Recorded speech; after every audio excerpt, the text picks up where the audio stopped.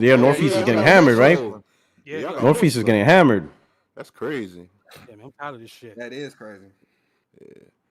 No, never heard of her.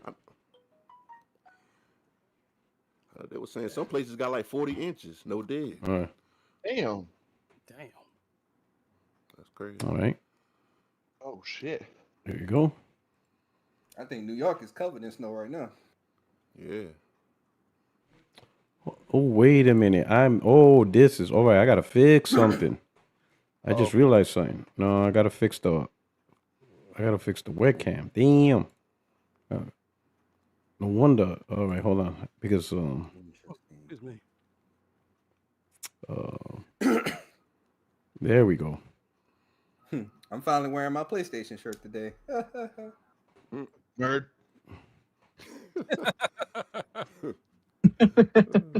Yeah, I had story, it for a nerd. while. Just haven't worn it in a while. There we go.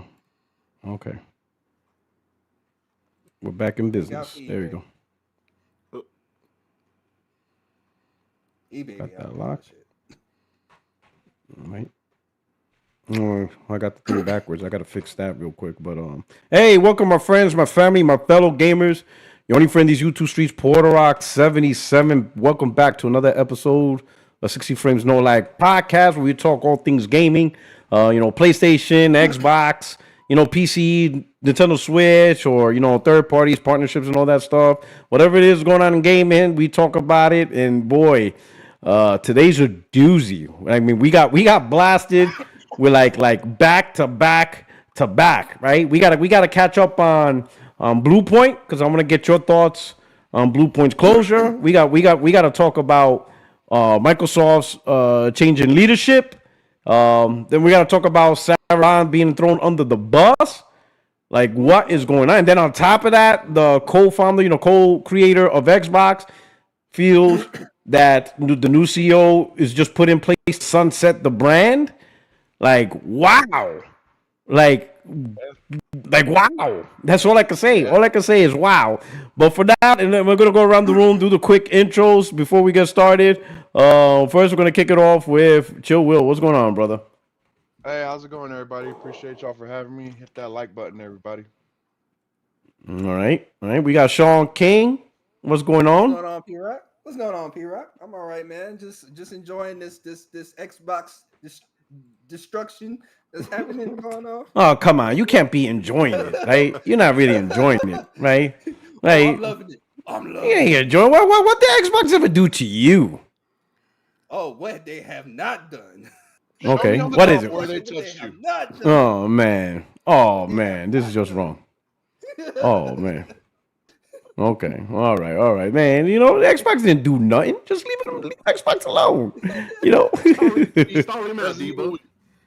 Happy Resident Evil week too, as well. All right. Okay, Resident happy. Okay. All right. Okay. All right. How many plats you up to now? I'm at 2,055. Fuck off. 2,055. Jesus. 2,055. Every time I look at YouTube, this man done posted a new game I never heard of, bro. This guy's he's like platinum in games. You're like, what the fuck is this? Like, good shit, Sean. Oh shit, man. I'm in the trenches, man. I'm really. Oh, that. You know what? You most certainly are. You absolutely are. All right, brother, man. Thank you so much for coming through. All right, okay. And then we got Doughboy. What's going on, Doughboy? Yo, what's the word, man? Just chilling. Glad I can make it to the pod this week. A whole lot to talk about. Whole lot of stuff going on in gaming. Just back to back disasters. At least we can sit here and talk about it. Right? At least we got to do that, I guess, right? At least we can talk about it, vent our frustrations and whatnot. Oh, boy. Oh man, it's good to see you, brother. It's good. Say, look, yo, shout out to you and King Thrash, man. Yo, that debate last week was crazy, dog. Oh, that's funny, man. But it was good. Yeah, me and him, we have a good time, man. Go watch it, man. Make sure y'all go watch that, bro. That was heat. Okay. That's good stuff, man. Glad you're here, right? And we got our own AI that's not under the control of Miss Sharma. We got our own propagated AI, the entity. Hey. As my fellow AI has been appointed as the CEO of Xbox, I'm extremely grateful that we are being acknowledged as a valuable part of the gaming industry. All Please right. buy microtransactions. Face by microtransactions. All right. All right. It's good to see you. I'm glad you're here. All right. We got the brain. What's going on, Hey, brother? hey man, what's going on, everyone? I hope everyone's safe. And if you're in the Northeast or you was hit by that nor'easter, man, hopefully, man, you guys are doing well. It wasn't as bad as it was the last time, but I know I'm tired of all this fucking snow. That's it for me, man. Fair enough. Bro, Fair hot. enough. He's like, I'm tired. He's like, I'm tired of all this. All right. Really appreciate it. All right. Thank you so much, Bray, for being here. And then last but not least, our representative from Australia, from Melbourne. Extreme's not here to be, to be antagonized, but I'm pretty sure he's listening. All right. We got Valkyrie. Welcome. Hello. Hello. How's your summer? Doesn't feel like summer today. Yesterday we had a massive storm, Really? and I'm in the office, and they're just going, "There's a shelter in effect. If you leave the building, you leave it at your own risk." And I'm just like, It's really "Okay." that bad? Or are they just exaggerating? No. Oh, it was heavy rain and there was lightning, but I was like, legit, if you guys were in the US, you would understand and act. We would laugh. We would be like, yeah, whatever. Yeah. You guys would be laugh like the snowstorm. I'm just like, it's just snow. And Will, that was the same time you were doing your RE stream, and then when it died, and then I'm having a storm, and then I'm like, Henry, is it me? And Henry's like, I don't know, I just had an earthquake. I'm like, oh well, we're all screwed. What? He's like, I don't know. We're I all just had an shutting down. earthquake.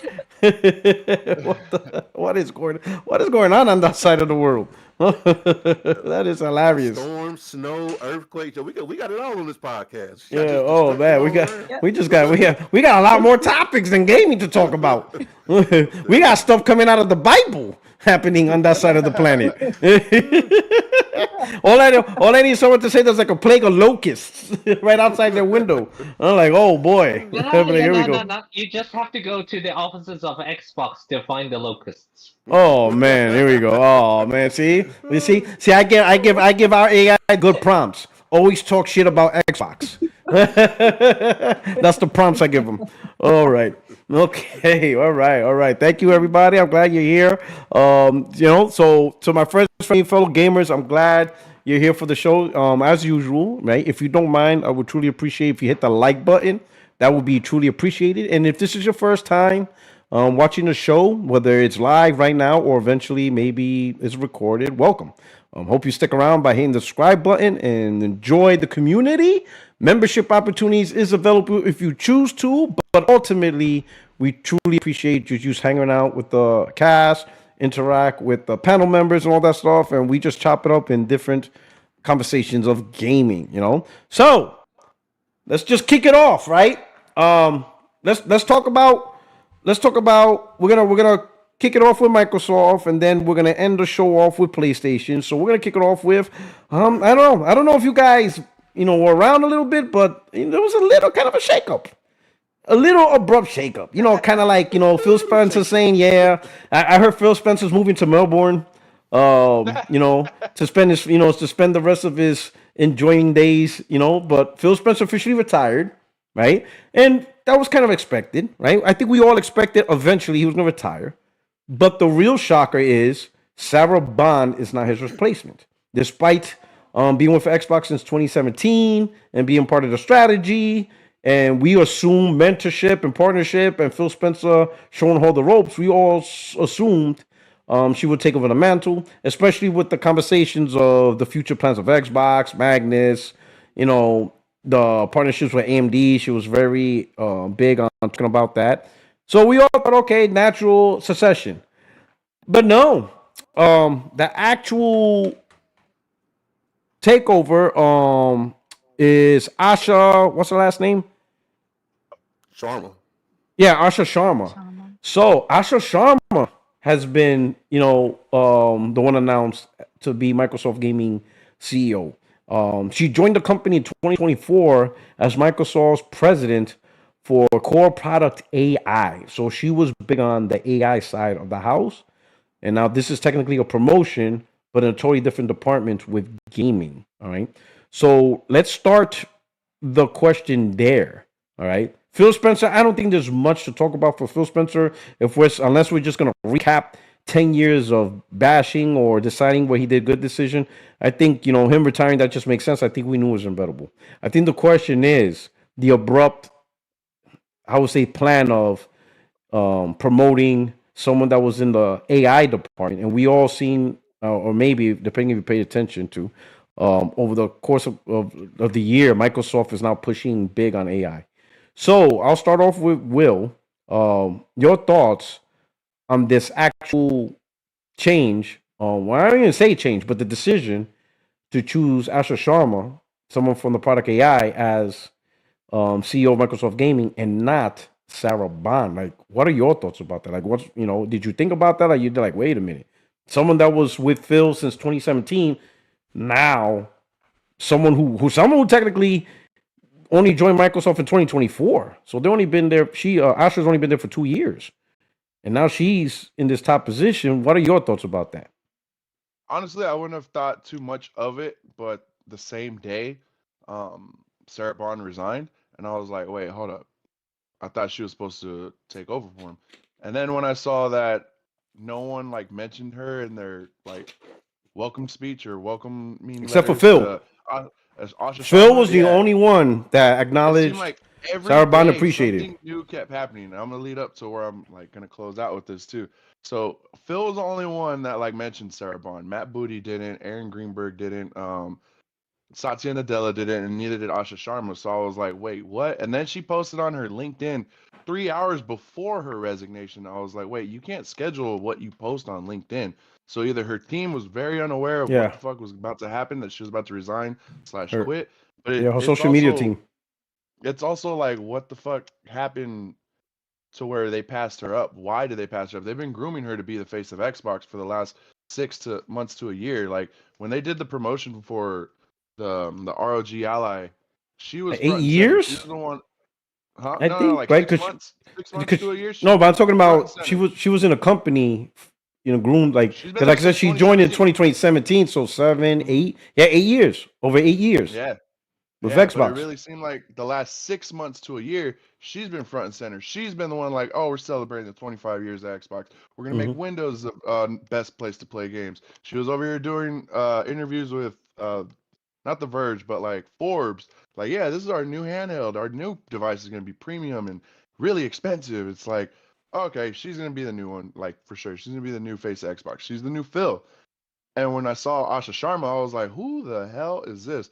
I saw they promoted someone from their AI department. And as we all know, their AI department hasn't been doing too well. It's like, what the fuck is going on? And today they had their welcoming introduction to her in front of all of the Microsoft staff at the building. And I saw them taking pictures. Asha Sharma, fucking Matt Booty, Phil Spencer. He introduced her, and they took like a big ass group photo of the three of them, kind of like sending Phil Spencer off. If you look in those pictures, Sarah Bond is nowhere to be found. I was like, yo, there's something. I think they pushed her ass out, dude. It's pretty fucking wild.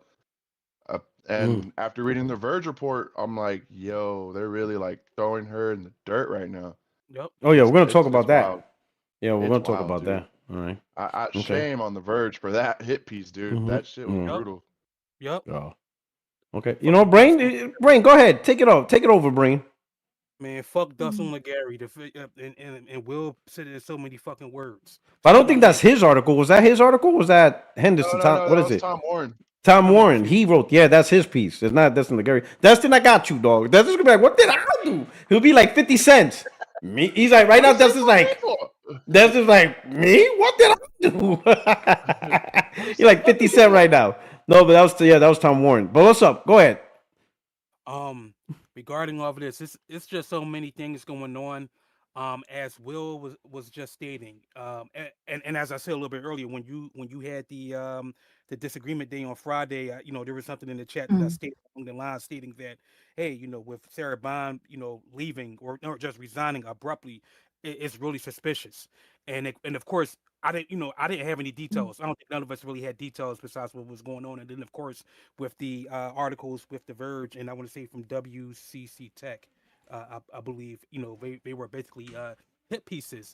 And one of the things that I heard stating that one of the reasons why Sarah Bond was resigned was, or at least one of the things I heard about people complaining about her was that she was difficult to work with. And the moment I heard that, to me that's just cold speak as far as saying I may get I may say some Go things ahead. that people ain't gonna like. Like Talk she to him. wasn't I'll listen. she wasn't a yes ass nigga. All right, that's that's Mm. that's that's the way I'm gonna put it. Yeah, I Mhm. don't use that word. I really don't like using that word, but I'm gonna call it what it is. Hey, can And you mind putting your camera on real quick? yeah, I gotta make sure the audience knows you're black. Context. I don't want people to come Yeah. up and clip that. Like the white boy said it. Yeah, they're gonna blame Will. They're gonna put that shit on Will. I said that. I stand There by. I stand behind what I there you said. go. Thank you. I appreciate it. All right. Now, I really don't want to talk like that, but that's kind of that hit me near and dear because the moment I heard that, that let me know exactly as to what was Mhm. going on, and it was really disingenuous. If she resigned on her own, first of all, Mhm. I don't know any person that would want to actually resign from a cushy job, regardless of how much. Is she getting paid millions of dollars, or her benefits are just that great, or Mhm. whatever? What's the word I'm looking for? Um, Perks that she may have gotten with Yeah. Microsoft. That's All the number one. benefits. Yeah, benefits. Yeah, I said that, Yeah. or in perks. See, to me, that's number one. Number two, the fact that it was stated that she was difficult. It was like, well, y'all treating her as if she made all the decisions. She reports to Phil, and also Mhm. Natal. Damn, what's the guy's name? Satya Satya Nadella. Nadella. Yeah, Nadella, he's the CEO. So if she was as difficult as people were saying that she was, one of those two could have fired her immediately. So I know that was just bull crap from the onset, from the onset. Excuse me. So and to me the reason why I'm so passionate about this is because of and I'm gonna use the key word similar. I went through a similar situation, about 3 years ago at another employer that I was with, whereas they were trying to throw me underneath the bus. But I'm glad at the time I had my director that I reported underneath of, and by chance she was Puerto Rican. She let me know, but she didn't look Puerto Rican. She was actually Blanca.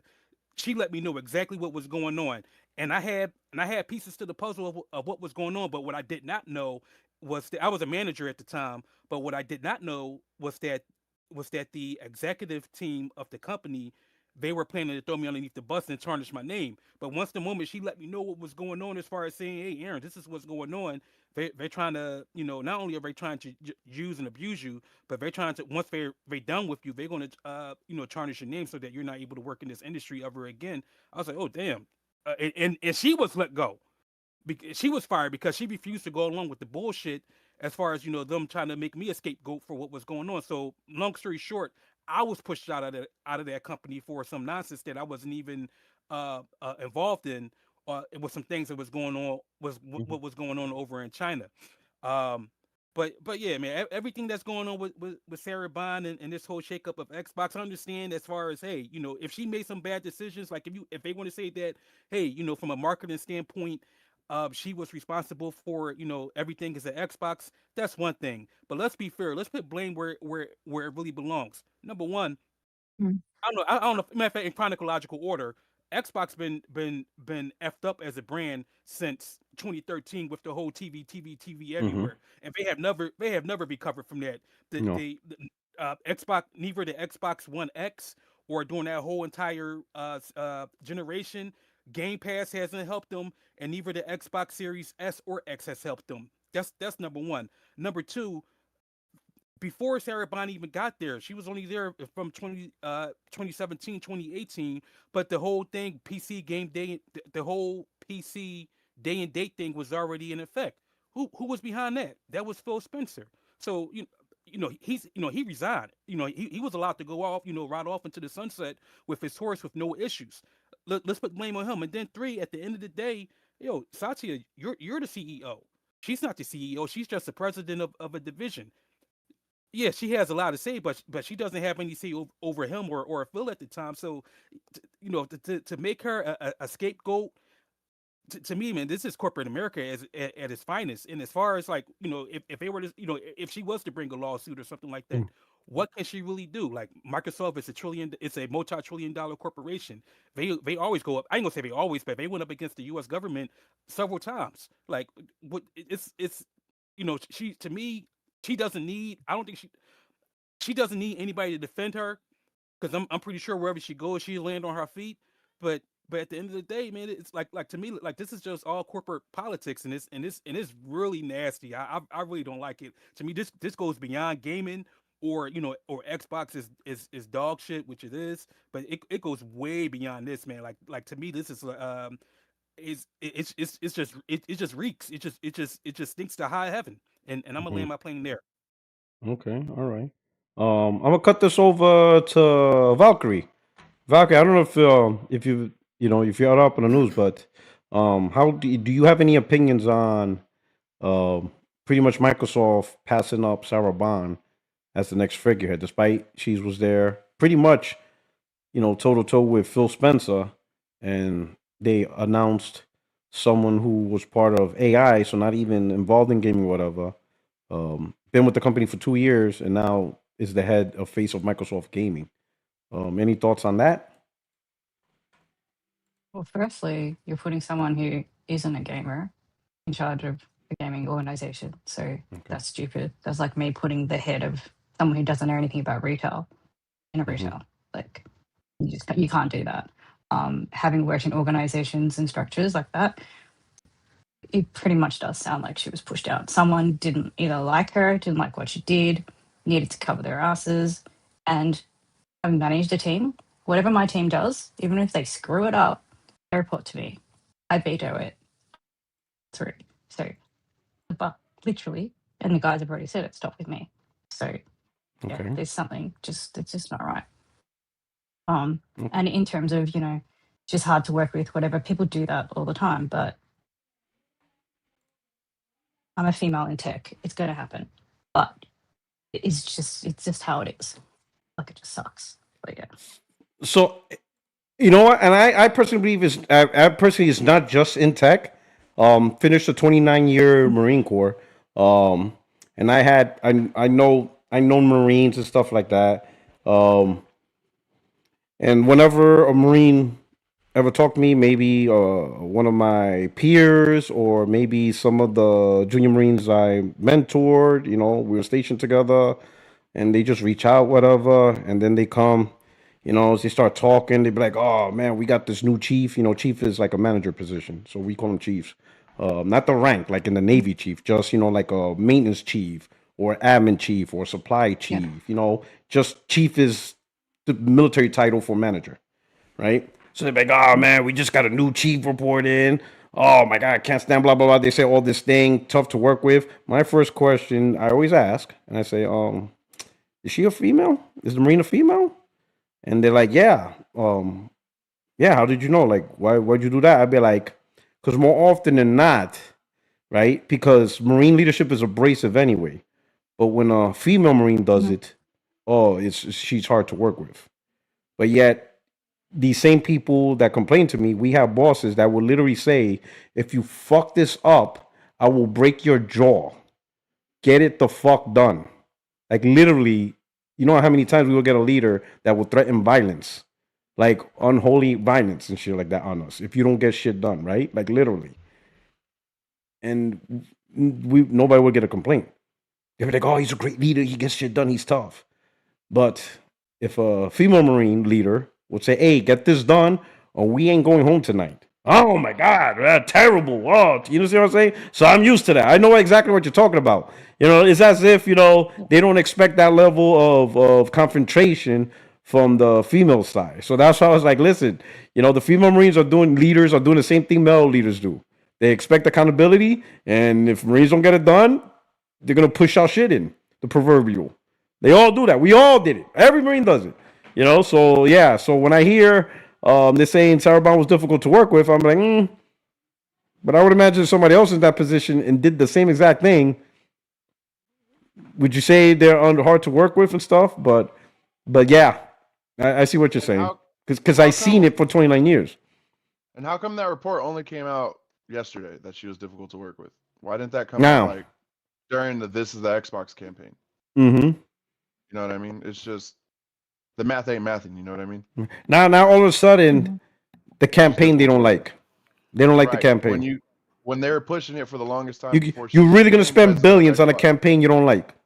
Really? Yeah, Yeah. before Billions. she became president, like she became president in October of 2023, but they're pushing Starfield and Samsung TVs like no console required. You even Mm-hmm. brought it up where your wife was like, "What? You don't need a console to play Starfield?" Yeah. Like that was way before she became president of Mm. Xbox. It's just Mm-hmm. the math ain't mathing, bro. Yeah.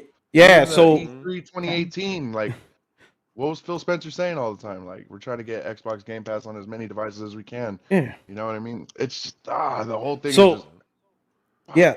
So the calendar don't line up Mm-mm. because Microsoft introduced Play Anywhere, where you could, if you buy an Xbox game, you get the PC version for free, and vice versa. Mhm. And they introduced that. They announced that entitlement in E3 2016, and it went live September 2016. Mm-hmm. Satya, as the CEO of Microsoft, across the board, does not never like the idea of any software being locked to one specific hardware.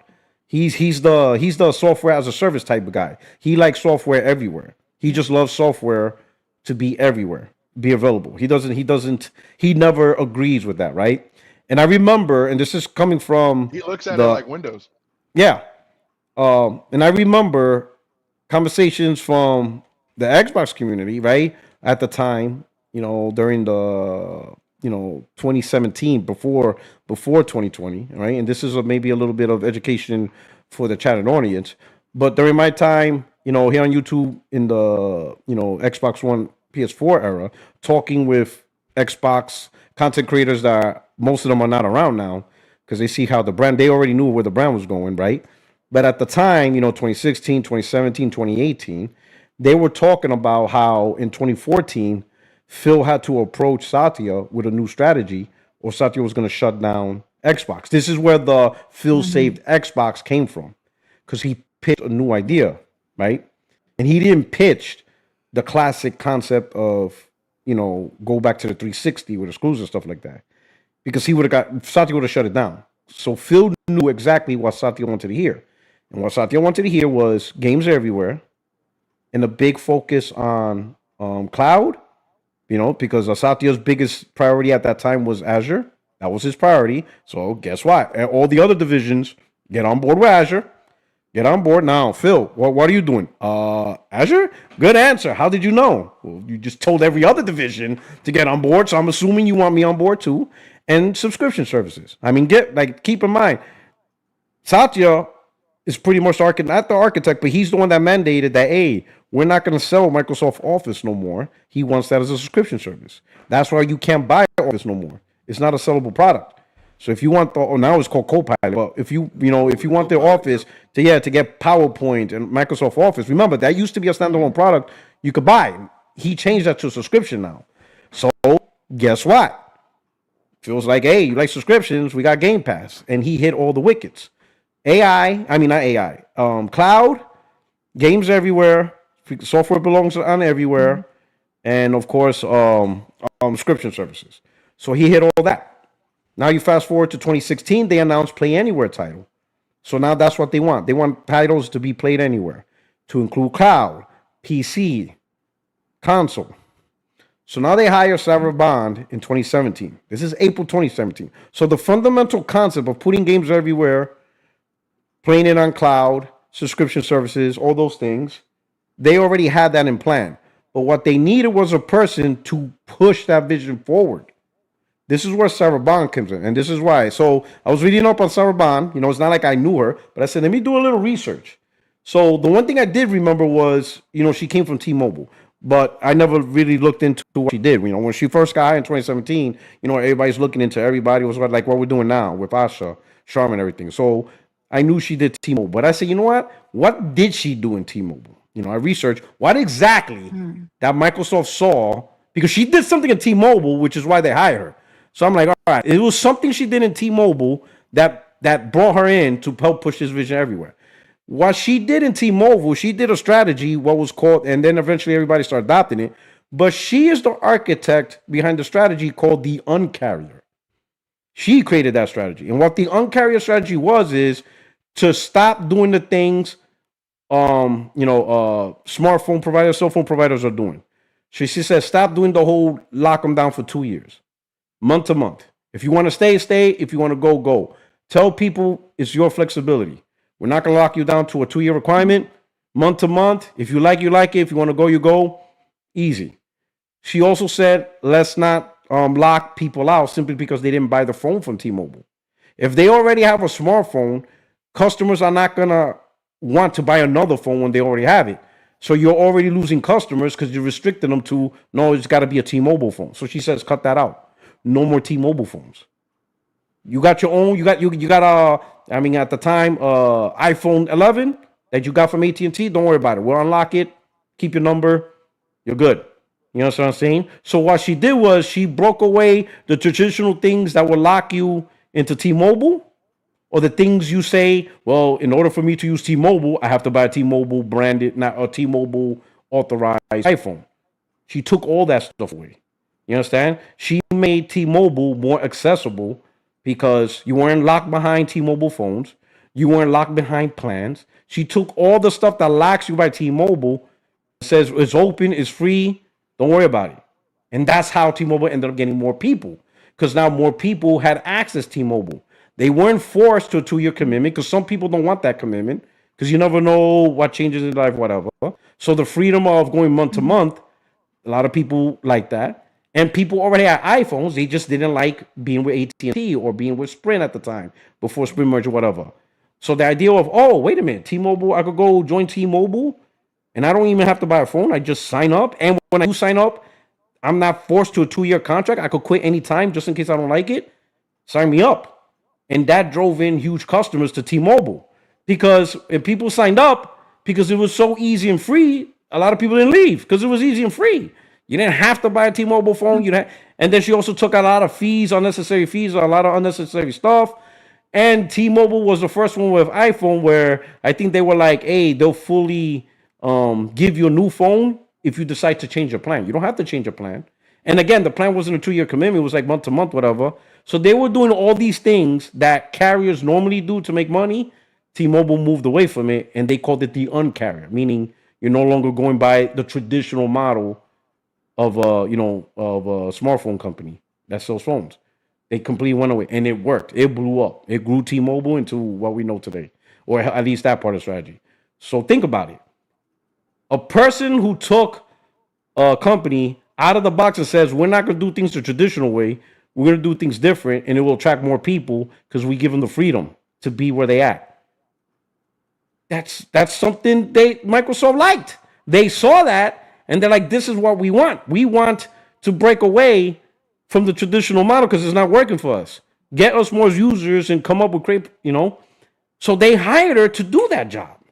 So this is an Xbox. This is what they wanted. They wanted this. Satya wanted this, right? There wasn't even an article where he talked about it. Like, yes, this is what he wanted. He doesn't see boxes as being the future at all. In fact, he even recently, I think like 6 months ago, he talked about he even sees PCs dying. He says, why are you going to spend a lot of money on a high computing PC when we could do it for you on the cloud? So even PC gaming as it is now, he sees that. I think he's incorrect, but he sees that as people ain't going to keep on buying gaming PCs forever. Why would you spend money on that when we provide the computational power to play those games for you, pretty much cloud? You see what I'm saying? So all this stuff is him and the higher ups. It's not her. She just executed the vision they want, and she put a plan in place.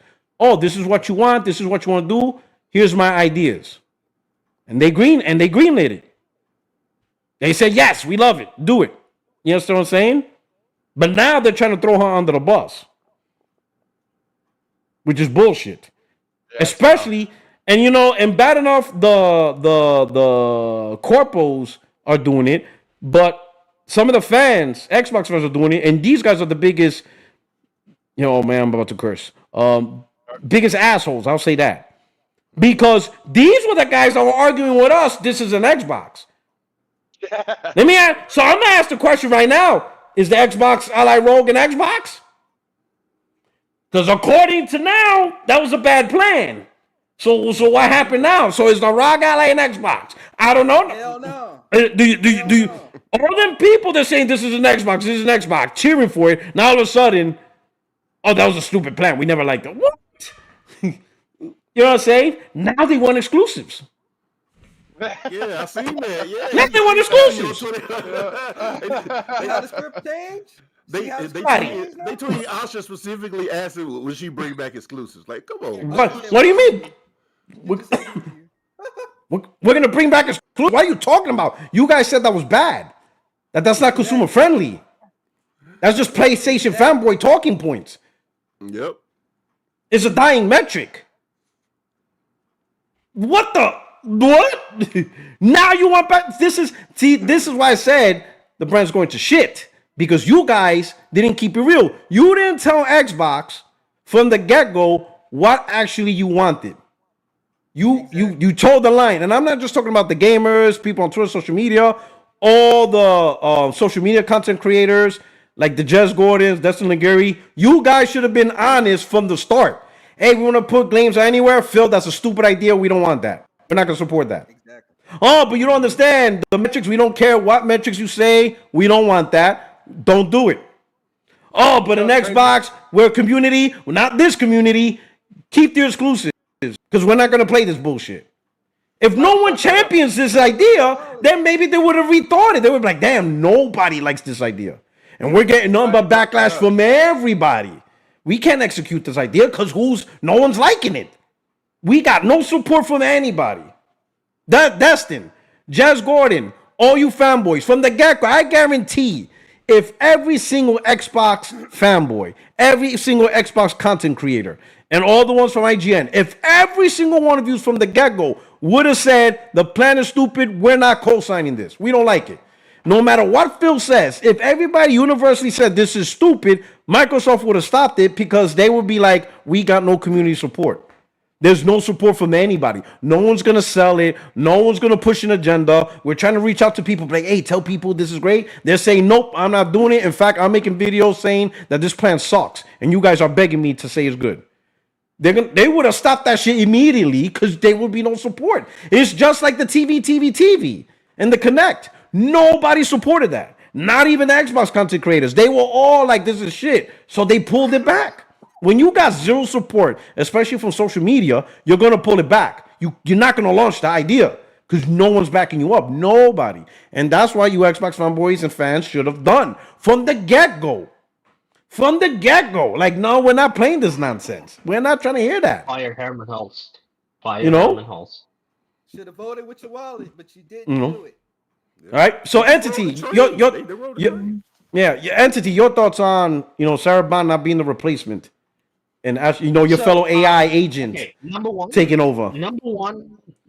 Okay, number one is somebody, I'm not sure if it's Phil Spencer or Matt Booty or whatever it is, made a case at the board meeting that Phil Spencer, first, is retiring. He needs to go a little bit early. Number two, Sarah Bond, as promised, cannot be appointed the next CEO. And they appointed this new person, right? I'm going to give this person, I think her name is Asha, right? Yeah. A chance for 2 years, maybe 3 years, and see what she does, right?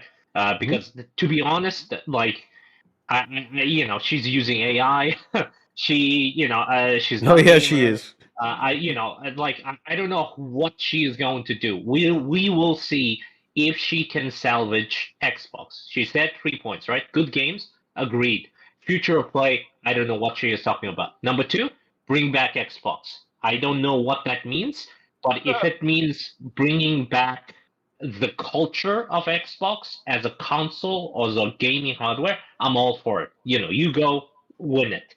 The second thing that I would say in regards to, I kind of made a comment, a bunch of locusts, is that I cannot believe the amount of smearing and to be honest, backstabbing of a person who were doing their job. At the end of the day, I have worked with so many different managers. As a manager myself, I the main thing we would say is that if you do not need to like me, right? Well, you have to respect me. And if I'm going to be tough, if I'm going to be difficult, I am going to be tough and difficult to get it done, right? That's the job of a manager. And if they are saying, "Oh, she didn't, she was bad," actually, she was doing her job being tough. The managers needs to be tough. Parents need to be tough, right? Etc. Teachers need to be tough. We all know this. This is again starting to swear. Now, the third point I would say in relation to it is whatever gaming is such an interesting culture, right? We as gamers know about this industry so much, right? We know it ins and outs of it, and our voices are heard across the board, right? Even the board members hear it. All I'm asking, if anyone's listening of these board members, is that if whoever's telling you that Xbox Rogue Ally is a good idea, whoever's telling you to release games on Game Pass on day one, right? Whoever's telling you that releasing two SKUs like a Series S and a Series X, just don't listen to those people. Whoever's telling you that Concord or Hunter's Gathering is a good idea, Fair Games is a good idea, just don't listen to those people. Try to find the right community to listen to, and when you do that, you're gonna be successful. That's the third point. It's like this industry has been infested with yes men who simp towards just chasing after access journalism, and that needs to go. The second thing that needs to go is this all culture war thing. That needs to go. The thing that needs to return is back to basics, and that is good games, good enjoyment of those games, and full support from a financial perspective. So that's it. Done. Okay. All right. Okay. All right. Appreciate it. Appreciate it. All right. Let me go back to the community. See what they're doing, and then we got M up in here, and then we're gonna enjoy his moment on his soapbox. We got D487. He gifted 5 memberships. So we got 5 people in the chat that received memberships. Please give your thanks to D. And along with that is Major Claridge, who gave a gift of membership. So please, please give those two a shout out. Please write in the chat. Thank you. Hey, you two, I appreciate it. Thank you so much. I really appreciate you guys helping out the community, and making this enjoyable. I really appreciate it. Thank you. Gordo P23, thank you so much with the super chat. He said Dr. Pepper has officially passed Pepsi in the number 2 soda. The end of the days are near. Yeah, I was like, when I saw that, I'm like, who the F drinks Dr. Pepper? Something's wrong, bro. Something's wrong, bro. Let's see. Man, no, hold on. All right, I can understand. I can understand the brain, but let's not lie, though, boy. You drink Mr. Pibb. I know. I'm from North Carolina. Don't be lying. Don't be lying. Nobody else in this room is from lived in North Carolina. I did. You a Mr. Pibb, dude. Tell me not. Nah, you lying, dog. You're Mr. Pibb. And if you don't know what I'm talking about, type it in. Type in Mr. Pibb soda. That's why he's drinking. He ain't drinking no Dr. Pepper. They don't do that out here. He a Mr. Pibb. That's hilarious. Yo, that shit is hilarious, right? It's like, yo, only you and I will get that. Like, oh man, we got Glassdoor Gabriel. Thank you for the $5. I really appreciate Glassdoor. Glassdoor says Xbox thought Asha was going to bring back exclusives, and Digital Foundry seeing what I have been seeing about PlayStation PC putting back. Bad week for PC and Xbox. Oh yeah, that's interesting. I think that hopefully we can squeeze that topic in. But I appreciate it. Thank you so much. All right, we got Marco 81. Just flat out super chat. Appreciate it. Thank you so much. Marco says, I think Sarah saw the writing on the wall. She knew they wanted her to take the fall, and she bailed early. She did take that position in Tyson's Chicken. Y'all remember that? Shout out to SPR, because I don't know if anybody noticed. See the background? Yeah, you see it? Yo, SPR's on point. SPR's on point. He puts in these Easter eggs. Yo, this man puts in the Easter eggs. You see that Tyson chicken on the table? Yo. Oh man. If nobody knew about that position, they'd be thinking it's racist. Like, yo, Yeah. you got the fried chicken in front of the napkin. Oh man. Out of all the places, and then she got fired on Black History Month. Oh Yep. man, what are we doing here? What are we not in Black History Month? Oh, okay. Here we go. What else we got here? Let me see. Okay, so that was Marco. Thank you so much, Marco. Back to Glassdoor Gamer with another super chat. Back to back. He says Xbox fans want people to talk more about Bluepoint. No one really cares about Bluepoint. We just want to get Hulse fired. Booty is a power player now. So we care about Bluepoint, but really the damage is done. And I still say Herman needs to go. I'm hoping in a couple of weeks we see him a tweet be like, I think it's time for me to move on. Yeah, that's right. Move your ass on. You know what I'm saying? But you said similar to North Korea. That was hilarious. Yeah, I said send his ass to Kim Jong-un, boy. Get his ass to North Korea, boy. Get his ass out of here. You know what I'm saying? Can we get ICE after him or something? Shit. Can I make a phone call or something? Get his ass out of here. He is an immigrant. He's an immigrant. Yeah. I don't care. He's an immigrant somewhere in the world, right? He's from Denmark, I think. Yeah. You better stay his ass in the Netherlands. I better not see you in these streets. As soon as he says sustainable profits. But yeah. Shout out to Glenzer. Thank you for the super that says MS gave Sarah that Divinity trailer treatment. Oh man. Oh man. And then we got Holiday Style with a $5 super chat. Says the immature answer, new box is better than O box. My authentic answer, something else bad will surface that they will justify as Bond being X out. Who knows, right? We're going to talk more about that. Appreciate it, Holiday. We got, all right, Mali got it. Thank you for the super chat. Says Microsoft is so cheap, Phil didn't get a cookie. Man, he didn't get Phil no cookie. Jim Ryan got a cookie. He didn't get a cookie. I mean, it's a brownie. A pie. Party too. Give us something, with his face on it. Oh man, not even a T-shirt. Oh man, hey, yo, that's crazy. SPR That's crazy. cookie. They didn't have. It wasn't in the budget. It wasn't in the budget. It wasn't in the budget. Go to P23 with the super chat is since Spencer has retired, I hope that he can finally have unscripted interviews like Sean Layden did, so we can see what we really going on at Xbox. I'm gonna try to get Phil Spencer on here. You think he'll entertain that? You think he'll do an interview with me? I'm like, bro, I'm the only one that will allow you to say what you need to say. Come on, buddy. Come on, Phil. Probably when his NDAs are up. I'm gonna send a message. When's your NDA? Come on. When's the NDA up? Come to the channel. We got this. We got this. Usually 12 months to 24 months. I don't know. Don't worry. I'm a patient man. I'll be waiting. In reality, he's gonna go on Destin's channel, do an interview, and Destin. Man, you don't need to hear the same bullshit. Then he wants to be on the Phil. You want to be on real. You already know those guys. They just told the line. You want the realness. You want to preach your truth. Everybody knows if you're on here, you're preaching truth. Destin, IGN, you already did that. That didn't help you. Come preach. Come tell your truth. Say it all here. You know what I'm saying? The truth will set you free. Anyway. All right, we're going to move it on to M. But before that, please hit the like button. Thank you for rocking out. Truly appreciate you viewers. And don't forget to subscribe if you're new to the channel. So now I'm going to kick it off to... Who I forgot? You forgot me. Oh, me too. Oh, shit. Okay, oh, you too. Oh, yeah, that's right. Who else? Oh, yeah, you. I forgot. Yeah, so you then them. Okay, so we'll go to King. Sean K. the King. I'm kind of nervous because you just absolutely hate Xbox. So hold up. Before you speak, I got to do a disclaimer. All right. So the words Sean King says does not represent 60 Frame No Langs, nor the other panelists on this. His words are his and his alone. You have been advised. No one else is responsible for what is about to be said.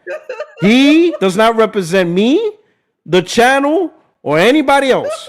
He definitely does not represent Australia in any shape, form, or fashion. Whatever is about to happen, it is Sean K. the King. That is it. No one else. You have been warned. Sure, the floor is yours. All right, man. When that announcement came, I was laughing. I was in my sleep, waking up like Yes, the writing was on the wall. When I seen Phil Spencer not showing up as like he used to, I knew something was up. But to see both of them fired, that was shocking. I was kind of surprised at that.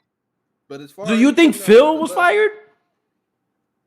Oh yeah, You think? yeah. The way the little PR letter, I read that letter. That was all PR. They said he was supposed to relieve help Arsha until like the summertime. Yeah. Supposed do like an advisory role, but we already Yeah. got like that's PR.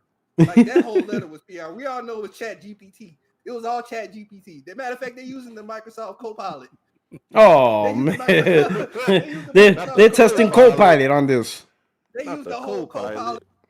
They used the whole Copilot on the letter, man. We could all tell it was Chat GPT, man. Okay. We could all tell that was Chat GPT. But yeah, man, I was like, man, the writing was on the wall, man. But I was shocked about Sarah Bond. I didn't want to see her to get fired, but that was kind of messed up to see that.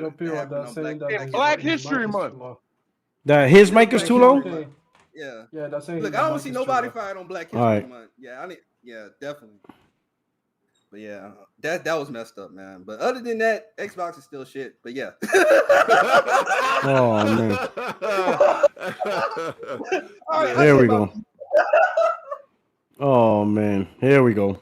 All right. So we got that out the way. So next up on the play is Extreme. Okay. So again, he skipped your boy again. Who else I skipped? Doughboy? I thought you already said something. Man, you know what it is? The Dr. Pepper threw me off. The Dr. Pepper. You lied. You lied. Yeah. All right, Doughboy. You threw me over the door. All right, go ahead.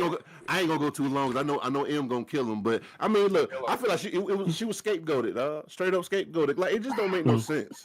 Like if everything was going smooth, why you just get rid of her? And then they talking about if she was the architect of the Play Anywhere thing.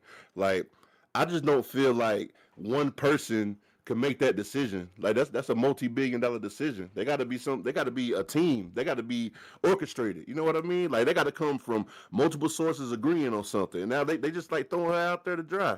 And it's crazy, just like y'all said on Black History Month, but at the same time, and then when it comes to Phil, it's like I kind of seen the writing on the wall. We knew Phil was gonna leave eventually because Xbox is just dead. Xbox been dead for a while. The console war been over. The console not selling.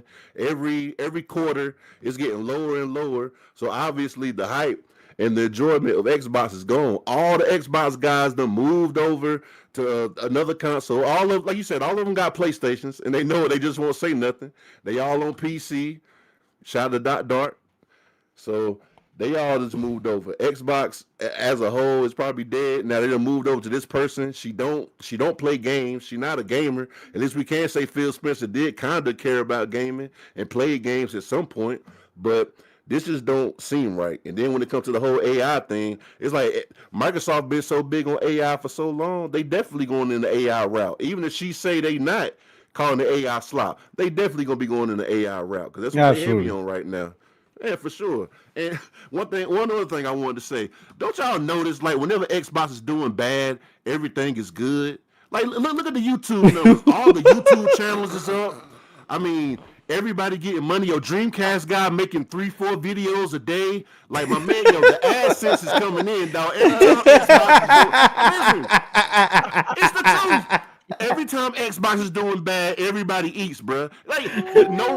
Like the gaming community is like so happy whenever Xbox does. He said the assets is rolling. He said the assets is rolling. I mean, come on, King Thrash done made another 2-3 hour video. Like, come on, man.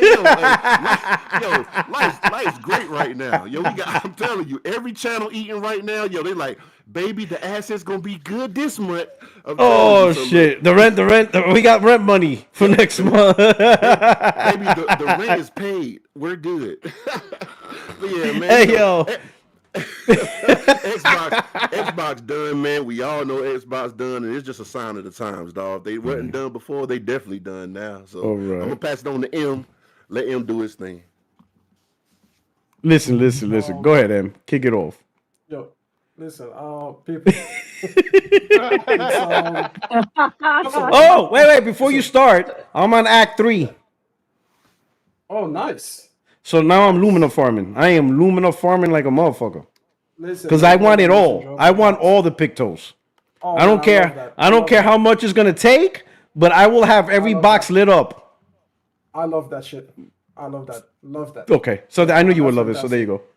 Yeah, So there you go. yeah, Now you can move on. fantastic. Because in every JRPG, there's a moment you farm, and this is that moment. Yes, Beginning and of I am Act doing Three, it. that's the I am moment. dedicated. That's the moment. Once I got the Exactly. paintress, the power paintress, whatever it's called, and the cheater. Yep. Mm-hmm. Oh, the Um. cheetah is Oh crazy. yeah, and yes, It's and crazy. I all three characters It's have it. unfair. Yes, right now my Yep. team is Verso, Loon, and Mael. Fantastic. Love that Anyway, combination too. so I thought you would be happy for No, that. yeah. No, nice. Fantastic. Great. Top five of all time. I'm sure the close the more you play, you're like, I can see top 100. Then you're like, yeah, top 50. Then you're like, yeah, top every 20. every number goes up. Eventually, Every level. Every level. every It's a act, slow. exactly. Every level. I just go. I just move it up the pile. Exactly. Then you'd be like, Definitely top fuck, 100. it I can was see my top 100. I can see top 100 all time. So it's there. Yeah, yeah, there you go. I'm there. There you I'm go. there. See? I'm there. There you It go. broke the We'll 100 move chart. forward. We There you go. just like. That's pretty good. But yeah, talking about this particular situation. First of all, what a wonderful day. Hey, listen, I've been saying Phil Spencer All right, should have stop, been stop, stop, fired. stop. Hold on. What? Disclaimer. The words from Extreme does not necessarily reflect 64 Live Productions or Puerto Rock Live Productions or any member on this panel. This is his words alone. Okay, you may Yeah, continue. you know who they reflect though? The community, The because computer. I'm the Okay, person who speaks for the people. Listen, what a absolutely, wonderful as you day it should, was. What a as great you day. should. In fact, I wasn't even having a good day. Then I saw that and I'm like, what a wonderful day it is. Miracles do happen. Wishes do come true. It's such a great thing to be alive. Listen, Phil Spencer was a horrible blight on the whole Xbox identity. It was his fault. He's been there for 38 years. He was part of the Don Matrick executive team that brought us the TV moment. He Mm-hmm. fucked that up too. He takes blame for it. He said it, but no one wants to attribute it to him. The point is, Phil Spencer has been so far the poster child of white men failing upwards. Okay, so sometimes it's nice to see them just fail completely. That's it. No upwards anymore. So I'm glad that he was fired. And yes, he was fired. Or he retired. It doesn't matter. The end result is the same. And the result is that we should celebrate it. Okay? Now, having said that, two things. First of all, new CEO. Coming from AI, we all know that's a bad idea. We all know that's bad. Like it's like premonition. It's like when you walk out and then the town is foggy and then you're looking at it, but it's sunny everywhere else, but there's fog in that one particular town. And you're like, damn, this Google Maps says I should drive through that town. And you're like, that sounds like a bad idea. You don't know why it is, but you know that's a bad idea. Listen, that AI fog that she has on her resume, same thing. We're looking at her, we're like, we know that's what we want to stop, right? Like, listen, best case scenario, now that we got rid of Phil Spencer, we're gonna play musical chairs for a bit, right? Like she goes in there for 4 months, fails to do anything, we get rid of her, someone else comes in, fails to do anything, get rid of him, someone else comes in, get rid of her, and then like eventually they put like somebody with some kind of like gaming pedigree somewhere in the background, right? Like maybe they put like, I don't know, the person who designed the Xbox hardware, or they'll bring back some of the leadership from like the good days. I think that they had like, who was that person who had the Halo tattoo on his arm? Like the person who actually cared about the whole Xbox brand. Maybe they'll bring him back, whatever his name was. I think Jason Peter something. Moore. But Peter Moore, maybe they'll bring them back. Okay, so hopefully we'll do that. But yeah, I don't think that this new CEO has anything great to show anyone, and she's already been caught out, doing a lot of shady shit. She's already being caught out, trying to like have fake gamer tags, and apparently some of her posts were written by AI and everything like that. Which again, I'm not going to accuse anyone. I'm not going to defame anybody because I don't have the money to back it up in court. But I'm just saying the people that are making those accusations, they do make some good points. So, you know, now the last final thing, Sarah Bond. Listen, man, leave it to white people to fuck up a brand for 15 years, get a black woman in there, and then blame her on the way out. I mean, that's insane. That is insane. That's like This even when guy. they pretend that you're like succeeding, you're actually just like literally just a scapegoat. That Yeah. I mean, look, here's the thing. We all knew that was happening too, right? Plenty of times I listen to podcasts, where they say, hey, they're just getting Sarah Bond in there so they can blame her when it all goes to shit. And that's exactly what happened. But you know what is funny? The thing that is interesting about racist people isn't the fact that they're racist, it's how blatant, transparent, and proud of that racism they are. I mean, The Verge came out with an article like the day after being like, that woman was tough to work with. The Like, proverbial. it's the perfect amount of shade because it's like it's enough to literally end careers, but it's vague enough that anyone could have said she's tough to work with, right? Like the janitor could have passed her one day, said hello, she didn't answer, and thought to himself, damn, she's tough to work for. So they can just make that claim, and it's nebulous enough to be vaguely possible, but is damaging enough to definitely hurt her career. That is insane. You Yeah. guys have Phil Spencer come Yeah. out and give us Play Anywhere back in 2016. Say that, oh, when we all win, we all play. I still remember that was his phrase. I still remember that came from him. Fuck me and my memory. He did all of that before Cerebon was ever there. But now, when he's fired to protect his reputation, to not put the blame on him for fucking up the brand, you're gonna pin him on the person below him? That is insane. Yo, this is like going to the president's assistant and blaming them for all of the tariffs that are going on. Like the receptionist at the front desk, just like, oh, you won't believe. Did you know that all of those tariffs came from that receptionist, not President Trump? Like that. It was JD Vance. It was all his fault. Yo, listen, man. They will find the black woman in that building, the lonely one black woman in the building, and they'll be like, yeah, there, no, Trisha. She was tough to work for. That's Oh. just, sometimes, she just didn't say hello to people and smile. That's It was insane. that damn Shaquita. It was that Oh. Shaquita. That is so tough, man. Oh, Bro. Let me put it this way: if Sarah Bond was a white man like, I don't know, Aaron Greenberg or Matt Booty, who was there far longer, right? Who were Yeah. not directly responsible for the shitty games. I don't know how he's they still would never there. pay for it. Mm-hmm. Who, I Matt don't know how Booty they got a or Aaron promotion. We got a promotion. And he got Yeah, promoted. yeah, Booty yeah, got- yeah, Matt upwards. Booty got- Yeah, how did he get? He was part of the trio. Crazy. Listen, white men fell upwards at white men companies. That's what they do.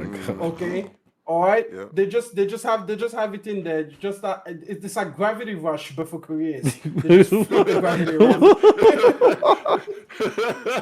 That's crazy. They really try to hit Sarah Bond with the angry black woman trope. I mean, come You on, man. you know what? You know what? They You know really what? did. Bro. Pretty much. The angry black woman trope. Good So point. yeah, Good. listen. If it wasn't Sarah Bond, it would have been the next black woman down the chain. They would have been like, there must be someone in this building that we can pin this on. Okay, I need them to be south of 10. Okay, I'm not gonna say anything south particular, but I need some melanin, levels to be up there, over 9,000 preferably. That's basically what it is. M remind me of this TikTok. He's on TikTok. His name is Corporate Sween. If you don't know, if you've never heard of it, if you have a corporate job or you understand corporate job, you need to follow this account. His name is Corporate Sween. This dude plays the role of those type of bosses that are terrible, and some of these are true stories, so he just reenacts them. That's what makes it even funnier. People be like, hey, this happened to me, so he reenacts it. So someone, I'm sorry for going offline, but you just reminded me because there was one skit where employee says, oh, they have to take PTO because their husband, their spouse, I think it was a spouse, I think it was his wife, was in the hospital with cancer. And he's like, well, is it terminal? Are they going to die right now? Because, like, what exactly are you going to do in the hospital? Because on your resume, it didn't say you had any health things. Listen, this is what we'll do. I'll put a video conference. We can make a couple of calls. You could see her on the TV, but I really need you to work on this project right now. Yo, like, that time, yo, it is bad, but it is so funny. So, anyway, I'm giving a shout out to Corporate Sween. That's his name. Watch his content. Hilarious. But anyway, moving on. Back to you, Em. No, it's just I'm just saying that at the end of the day, we also this coming, and it's amazing to see how transparent they are. Because here's the funny thing about racism and white people. South of Still 10. they're still That cool has to with be a it. game. That has to be a game. Like, yo, south of 10. It is a game. I need you. I need you further south of 10. Yo, I can't. South of Oh my mid-10. Yo, I can't. I just like it started processing south of 10. Like, find me somebody south of 10. All right, I need this is wild, man. Wow. I don't care who the person is, someone south of 10, so we can play this person. Because God forbid the guy who's been with Xbox the whole like, all right, let me ask you another question. How does he get away with it? Phil literally was there the whole time. How does he not get part of the blame? Homer Right. Simpson and Homer Simpson. I keep saying that. Homer Simpson. Corporate America has a bunch of Homer Simpsons. God. It's just all right. All right. So I think we all agree that it's bullshit. But to continue on the topic, Seamus Blackley, if you're not familiar with who he was one of the founders of Xbox, one of the creators of Xbox. Okay.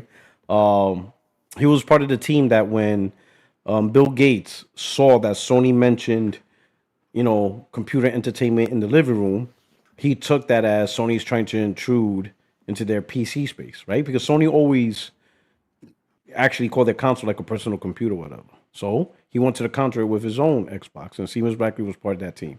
Well, apparently he believes that Asha Shawa is actually in there to sunset the brand. So I'm going to let me Let put me go the first on that one. huh? Cool. Go ahead, put the article, but let me go first on that. Yeah, I'm gonna put the article, read a little bit. I'm not gonna read the whole thing, but if you want to look for it, if you guys want to look for it, I'll put it in the chat right now.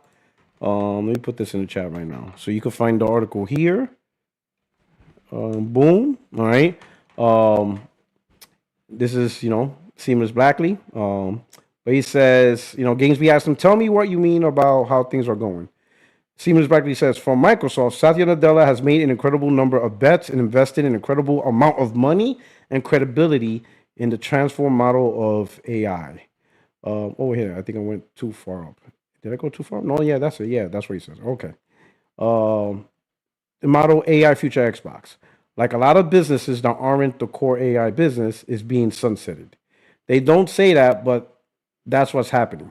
I expect that the new CEO, Asha Sharma, her job is going to be as a palliative care doctor who slides Xbox gently into the night. It just seems really true. I imagine asking somebody if it made sense to put a major motion picture studio into the hands of somebody who didn't like movies, or a major record label into the hands of somebody who never seen a live show. Why would you do that? Well, you only do that if you're looking at the problem in a more abstract way.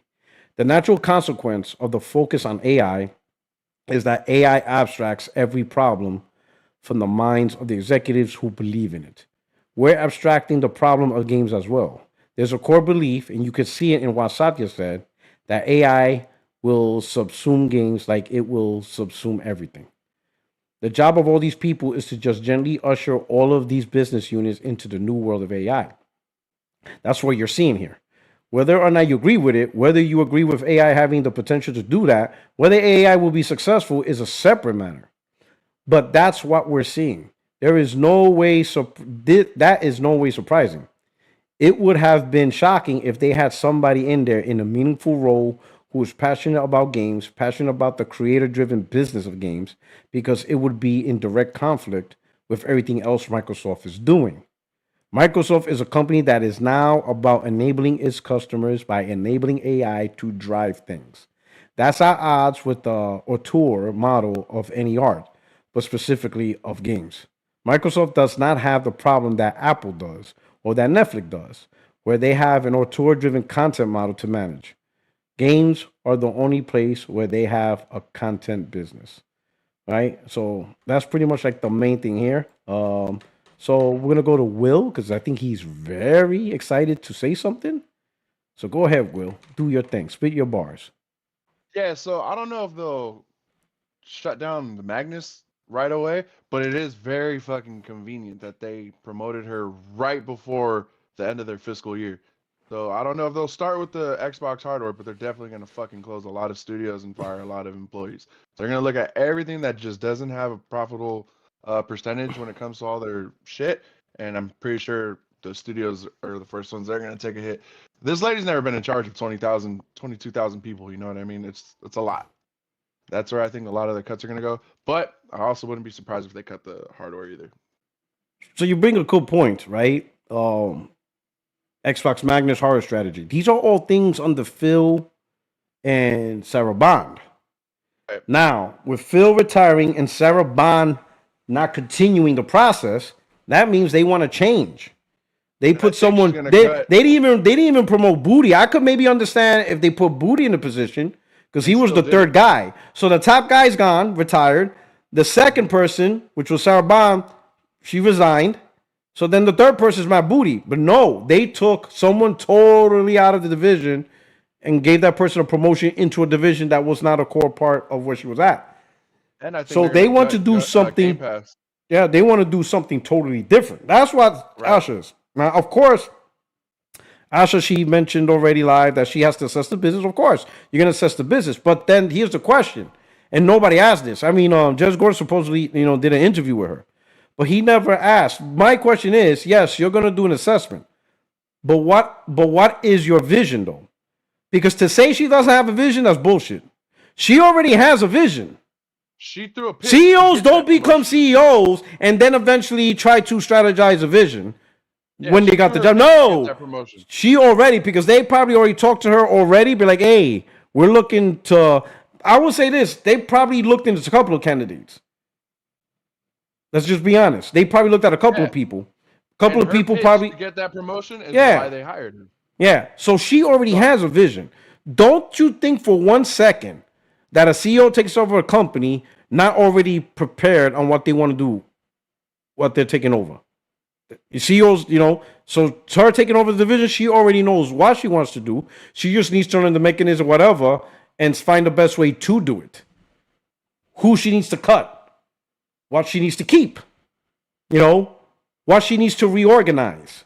She needs to learn before she can say, hey, I want to cut this, this, and this. Well, you got to know about it and understand the impact, the risk, how it goes, things like that, right?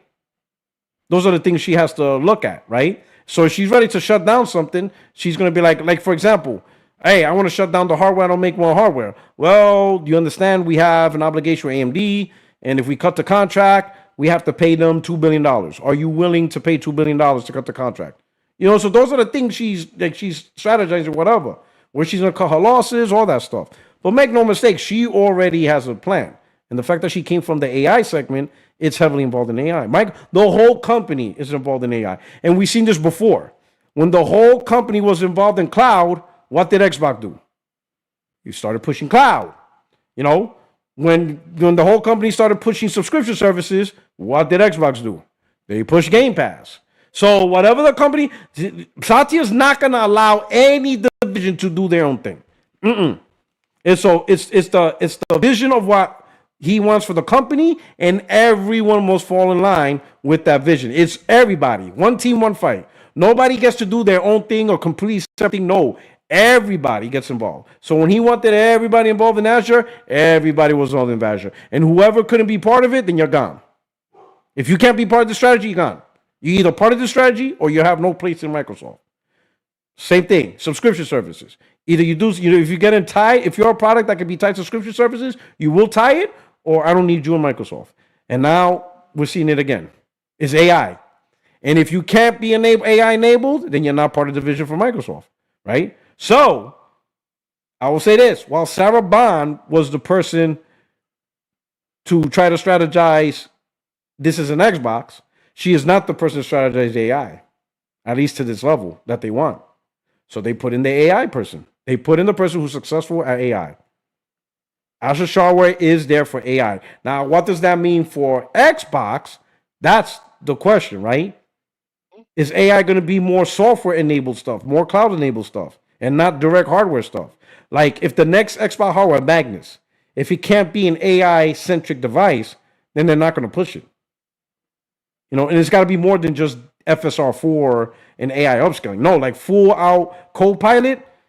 If the hardware can't be a Copilot centric thing, they're not going to do it. What happened? I think you were muted. You're muted? Xbox. Oh, no, yeah, I hear you now. Copilot. You see what I'm saying? So that's really the conversation people need to have, right? Everybody's talking about, and I get it, she's not a gamer, but I mean, is Jim Ryan a gamer? Is Herman Hulse a gamer? There's a lot of Sony guys that we don't know if they're gamers or not, and we don't really care, right? We just judge them on the decisions, really, on the decisions, their background. Now, the thing about Sony is they tend to promote within and not from outside the circle. So almost every person that they promoted came from the lower positions, and they just been there longer and longer, and they just keep moving up. Like they don't hire some random guy out of the field, and all of a sudden there's a CEO of PlayStation. Every CEO of PlayStation was somebody within PlayStation at a certain point in another department or something, right? Whether or not they're a gamer, that's a whole different question, right?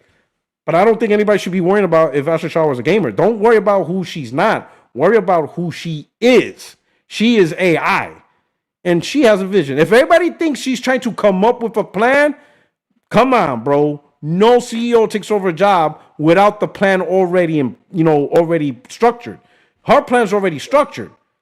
What she's doing now is figuring out how to execute her plan. Her plan is already set. She already has the plan in motion. She already has it. She knows what she wants to do.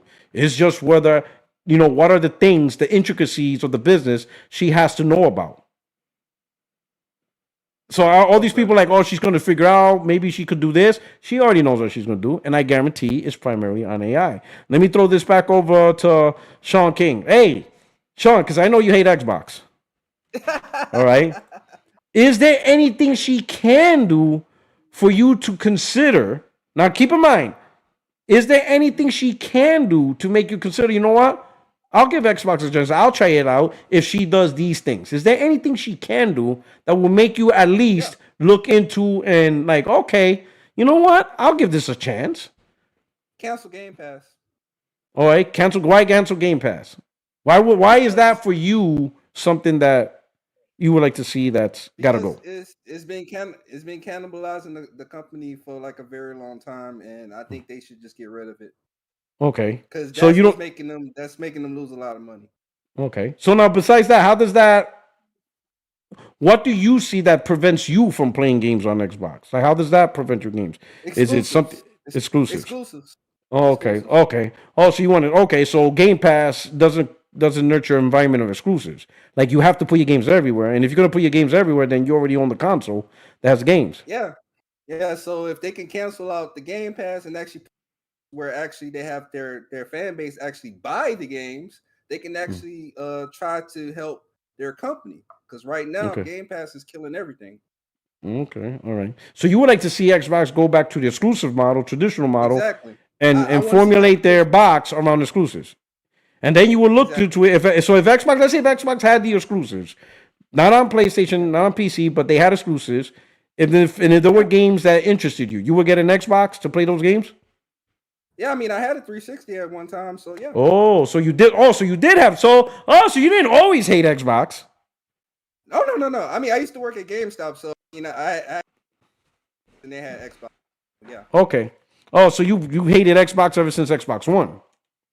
After the fact. Yeah, they went downhill after that. No, okay. So you weren't always a hater. You just hate the direction they went. After they went that DRM way, it basically turned me off. All right. Okay. When they tried to do it, keyword tried to do it, but they had to revert back because it was getting backlash. All right. You're not the only one. A lot of people did that. All right. So yeah, Brain. like I said, I used to be a fan at one time. Used to be. Okay. But now I just want to see him sink now. Oh man, this guy. All right. Oh man, yo, Brain.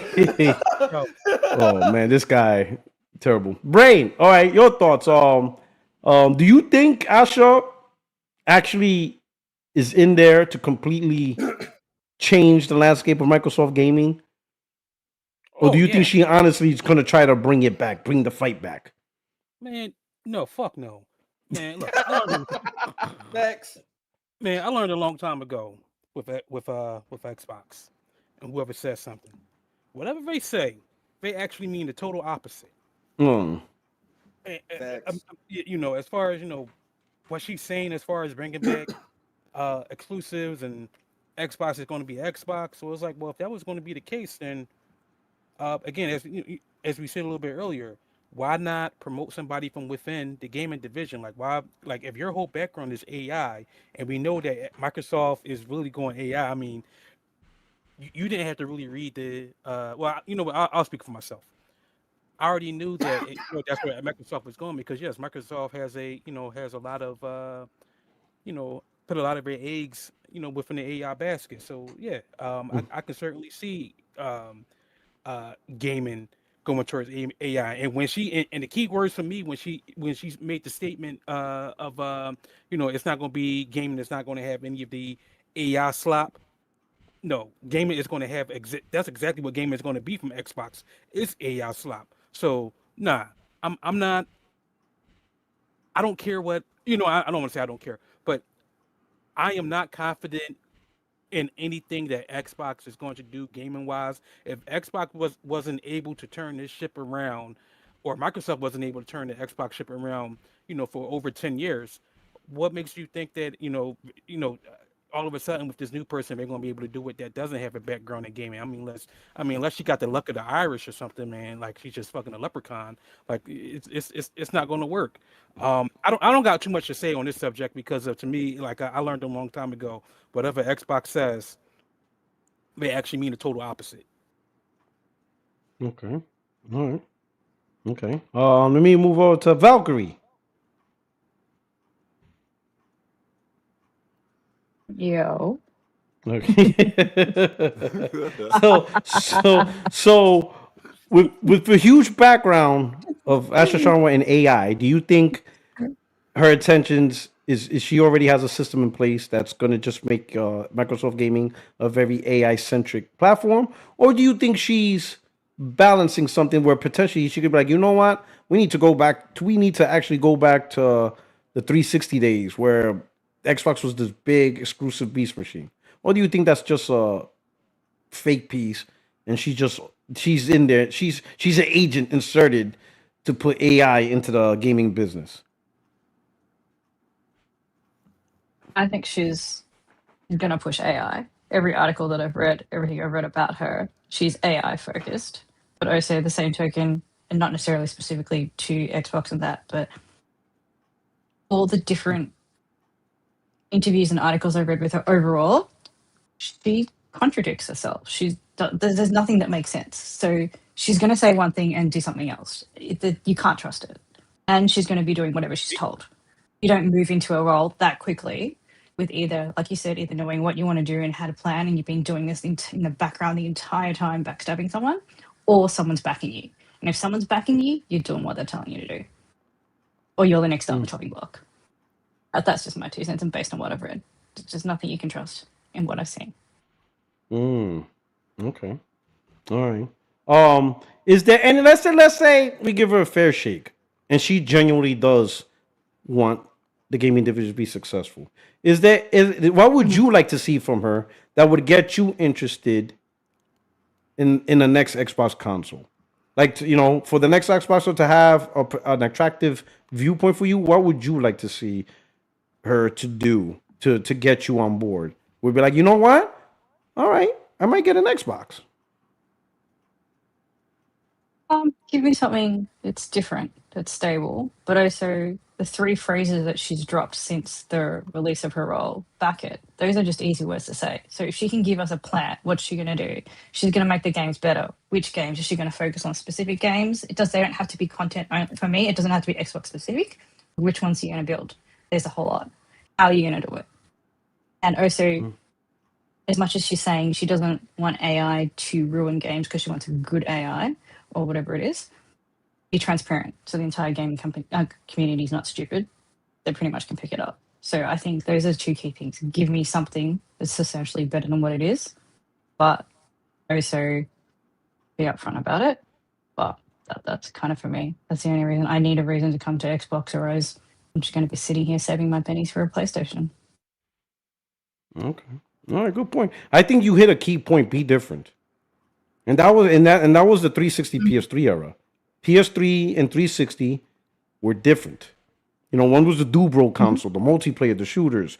PlayStation was the Japanese content, the single player stuff. Sure, there was a little bit of crossover with fighters, multiplats, things like that. But those were like the multiplats, and then they had their distinct exclusives that really give the identity. Like we don't want another PlayStation 2.0, and we don't want another Xbox 2.0. We want two unique identities. Sure, there's a little bit of crossover pollination with the third party, but that's okay, and that's what all we wanted, right? So yeah, good point. Like I think any chance for the next Xbox, it has to be different. It has to be a different thing. All right, coughing over to Doughboy. Yo, How about you, yeah, man? man. You think she Hawaiian? You think Aisha coming in, shoot this motherfucker down? Nah, she definitely she ain't no YN. She an AI. That's what she is. No, she straight up AI. I mean, that's where she come from. That's what she knows. So she definitely gonna implement in that. I don't care what she say on Twitter. I don't care who she respond to. I don't care if she say AI slop. Even though Satya Nadella said don't call AI slop. AI slop. Look, it is what it is, man. She like you said, she came in or she already has a purpose and a plan, and that plan will be implemented. You know, and I'm sorry, Xbox fans. I mean, you know, y'all kind of did it to yourselves, man. You know what I mean? Y'all shouldn't have rowed the boat. Well, what King David say? We will hold the line. No, motherfucker, you shouldn't have been holding the line. You should have been leaving the line and telling them you wanted something different. And now they just taking you for a ride. So that's what is going to happen. I mean, now ain't nothing you can really do. What can you say? I mean, the console numbers is down, the sales is down. I mean, there's nothing you can say to really turn this around. I mean, it's a sinking ship and it's going down. You can't reverse the Titanic as much as you want to. Hey, you can't stop it from hitting that iceberg, man. So it's going down. It is what it is. I mean, I don't see how she saved Xbox. And like you were asking Valkyrie, like what could they do to make you want an Xbox? I'm thinking to myself, like if you ask me that question, what could they do to make me want an Xbox? I mean, why would I want an Xbox? Like, why would I want an Xbox when I can have a PlayStation and I can have all the games that's coming on Xbox? Like, it don't make sense. I'd rather just get a PlayStation or get a PlayStation PC combo. I mean, that's the route.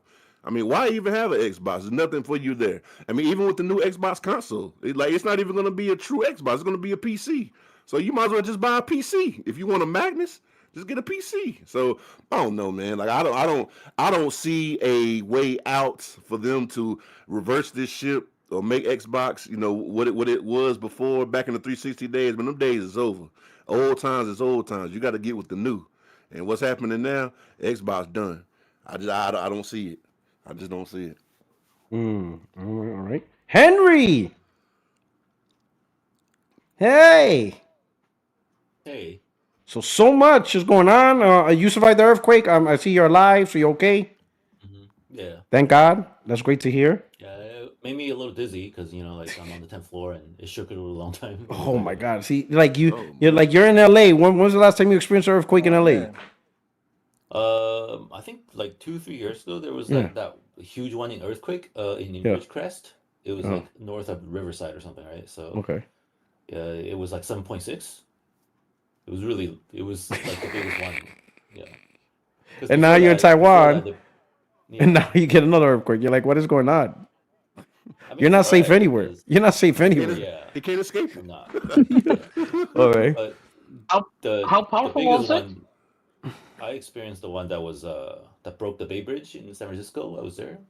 So, like, and then before that, it was like in the 80s, Northridge, and then the biggest one that I ever experienced. I go, okay, well, Ridgecrest, the one that went 7.6 was the one I go, oh wow, this is actually as big as the one that that actually made me got up and go, okay, maybe I should go outside. Yeah. So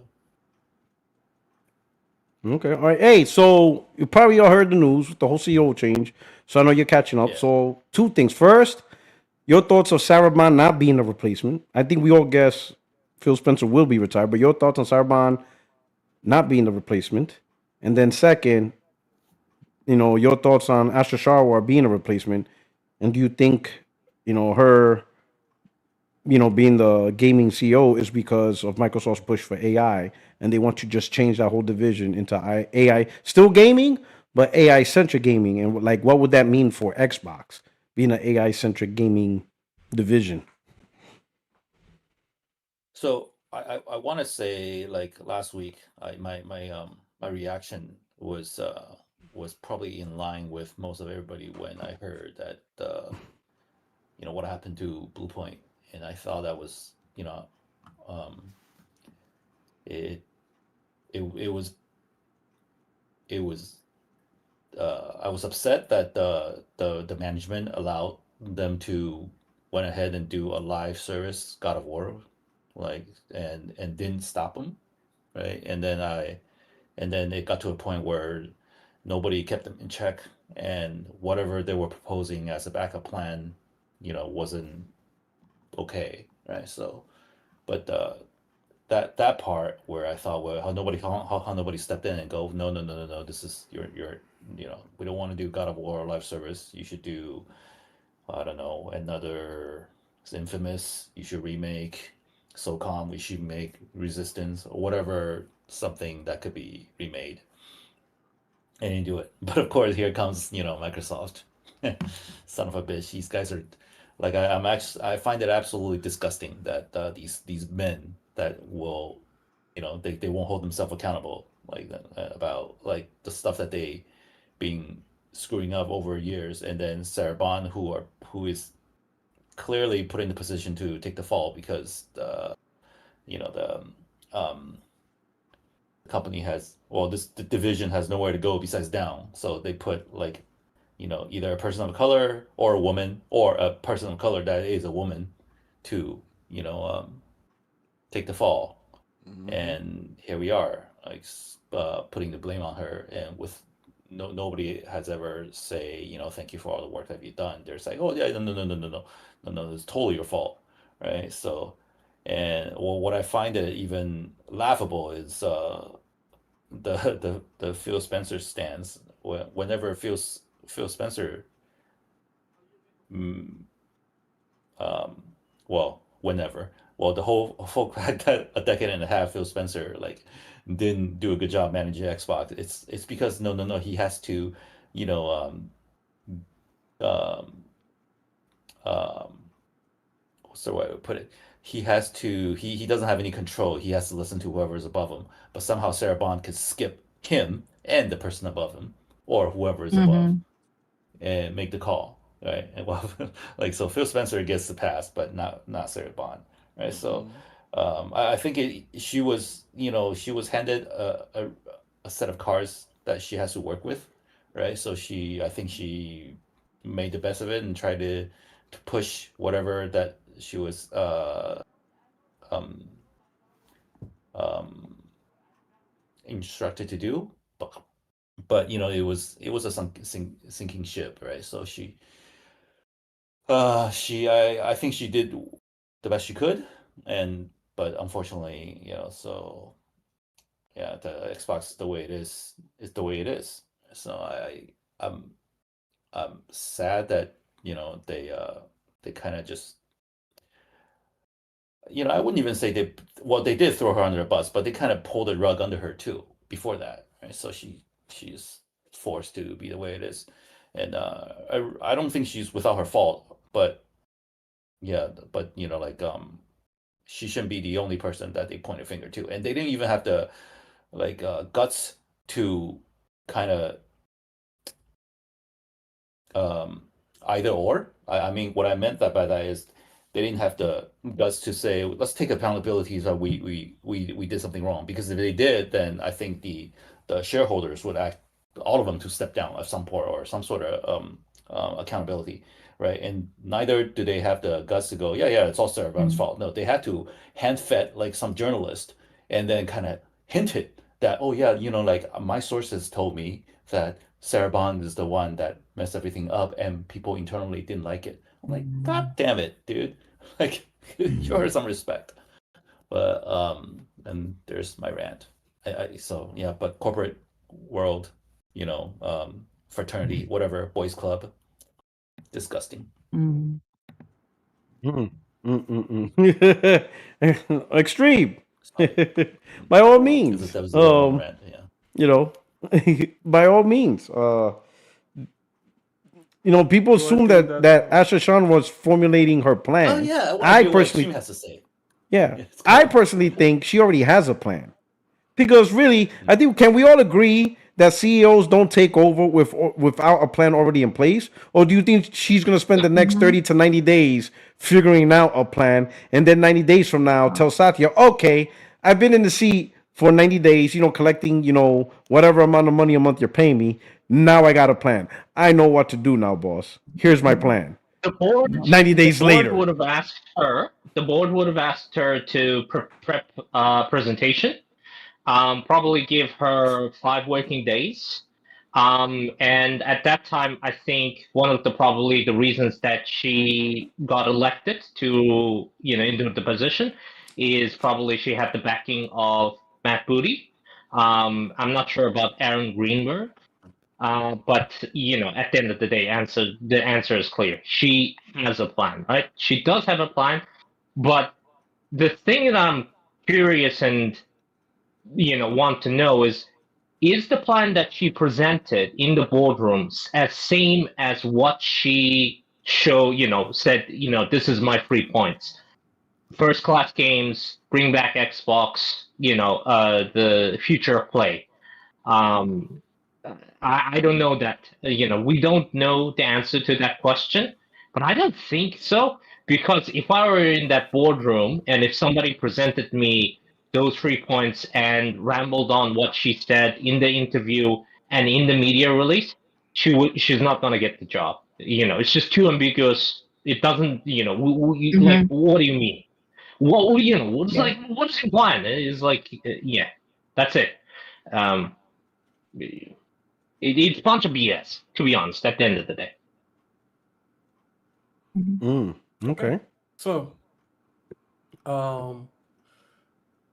does she already have a plan? Honestly, I think that the plan is just an acceleration of what Microsoft has always been on, right?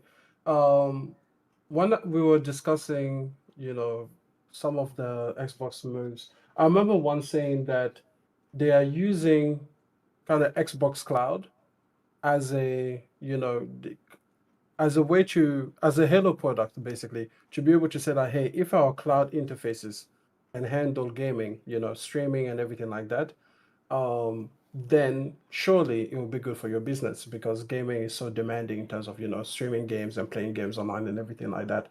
I think this was like back in like 2020 2021 when they were really pushing for cloud gaming. Now what we've seen is that in the last year or so, as Microsoft has pivoted majorly to AI, they don't really talk about cloud streaming and cloud play as much as they used to. If you guys will know the difference there. So what they do talk about now is just AI everything. And I think that Microsoft, they use gaming as kind of the testing ground for the technologies. And again, it makes sense, theoretically, if you could create an AI that could build compelling games, let's just imagine that it was possible, then it will be easier to market that, to the rest of the world, for everything, from media creation, content creation. Surely, if you can create games, you can create compelling movies, right? So, and I think that you see that working, for example, with Google, right? They just created that whole Google, I don't even know what they call it now, some part of Gemini that can create games now, or at least some interactive world kind of a thing. And that was kind of like the flagship, thing that they put out in the public. And investors look at that and they're excited. They're like, oh my God, in a prompt, you can create this interactive world and everything. Of course, it doesn't work perfectly. And of course, it's got major limitations. But just the sheer promise of that, the sheer idea of that is compelling enough for your stock price to go up. And you know that all of these companies, these are they're trillion-dollar companies anyway. They could technically, keep the status quo for the next 1,000 years and not run out of money. You know what I mean? Like they literally have made it.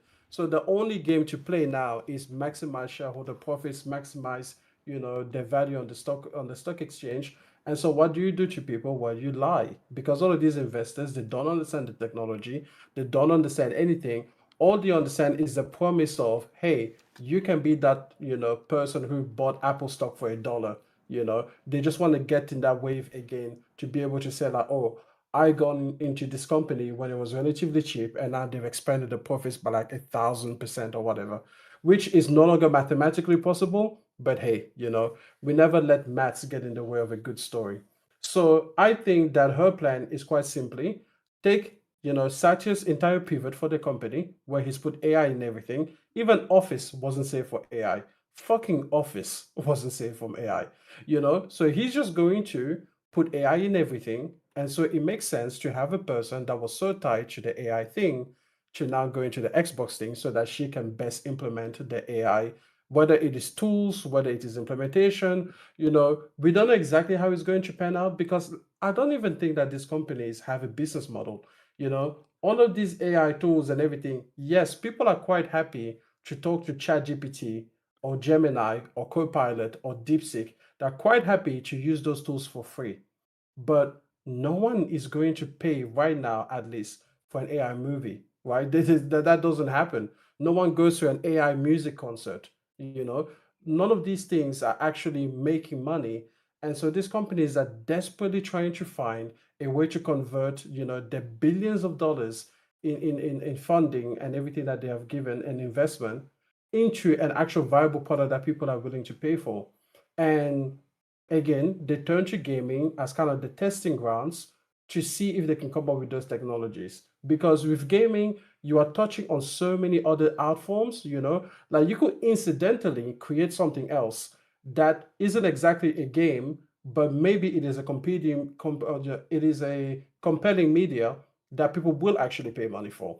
So for example, in gaming, you're touching on, art, obviously, all kinds of drawings and animation and everything that is visual. You're touching on, music and audio and everything that has to do with sounds and everything like that. You're touching on stories and, compelling narratives and everything like that. So if you could somehow get even one of those things working well to produce content that is so compelling that people actually are willing to put money down for it, you will have solved a major issue for these companies. So I truly believe that whereas in like 2017, 18, 19, and 20, they were trying to use Xbox as a testing ground for their cloud platform and their Azure and everything like that, I think now they have pivoted it to now be the testing ground for AI.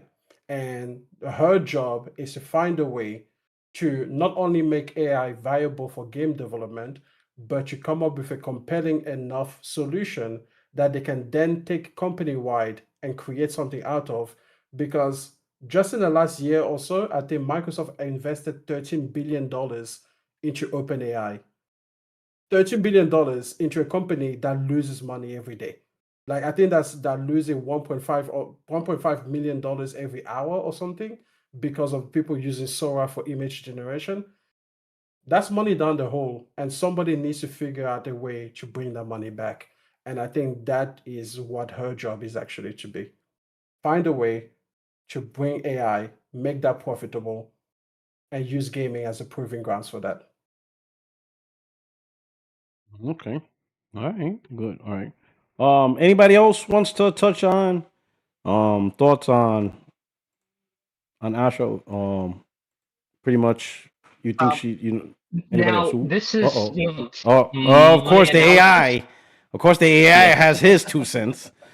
Yes, this is these are not my analysis. I heard from other people who are looking into who is Asha. That's the question. Who is Asha? Is she Xbox? Is she AI? Or is she just, the next fall person? Um, one individual, few individuals had a look into their background, and they said that she is an acquisition specialist. And what that means, customer acquisition specialist. what that means is that she converts, you know, currently businesses that require to add customers, and she tells the marketing, she, works with the team, and she makes sure that, she can acquire customers. Now, in food business, yeah, if you sell food and if you can advertise well enough, you can get, people customers. In office or software business tools case, yes, you can go to businesses, you can use Microsoft's name, you can offer discounts, and maybe you can get customers. I'm not sure how successful that was. Her previous role, she was um, now, the interesting thing is in the gaming world, gaining customers, oh boy, first, you have the quality barrier. Second, they are going to rip your product apart from, head to toe. They're going to make sure that, you get that this whatever she is selling is absolutely the top quality as much as possible. So it is going to be very difficult for her to sell the product that she needs to sell, and that is what that is games and hopefully hardware. The other person, and this is King Crash's analysis. He pretty much said that by his view, she failed in her previous role, and this is her second chance. So she failed in the AI field because we know that Microsoft has been struggling with their Copilot to get customers in. Their customer retention in Copilot AI has been abysmal. Google Gemini and ChatGPT, and to be honest, actually, majority of the time, it is Gemini that is eating everyone's breakfast. They're losing heavily to Google AI. So maybe this is the second chance for her to turn around Xbox, a failing side of the business. And whatever she does, I wish her all the best because, again, if she is successful, hopefully that means good games, and hopefully that means good hardware. If cross fingers. Yeah. All right. So I wanna show everybody something. I just posted this on Twitter, and so sometimes as they say, right? If you don't know your history, you're doomed to repeat it. I mean that's a very well known phrase. So, um, and I'm like, I seen this story before. I seen something similar about this where a major change happened, and then I remembered it was Windows Phone. So I want to show you something. This is Microsoft. I just posted this on Twitter. Microsoft with Windows Phone on May 24th, 2017. Microsoft said that when they did the changes and all that, they are fully committed to the Windows 10 mobile as a platform, fully committed. Literally, in July of that year, they shut down support. From May to July. From May saying, yeah, we're fully committed, we're all in, don't worry about it. July, yeah, we're done with Windows Phone. That's how fast Microsoft. That's Microsoft in its truest form. You know what I'm saying? So, like, I personally, I'm gonna be honest. I'm just gonna be honest.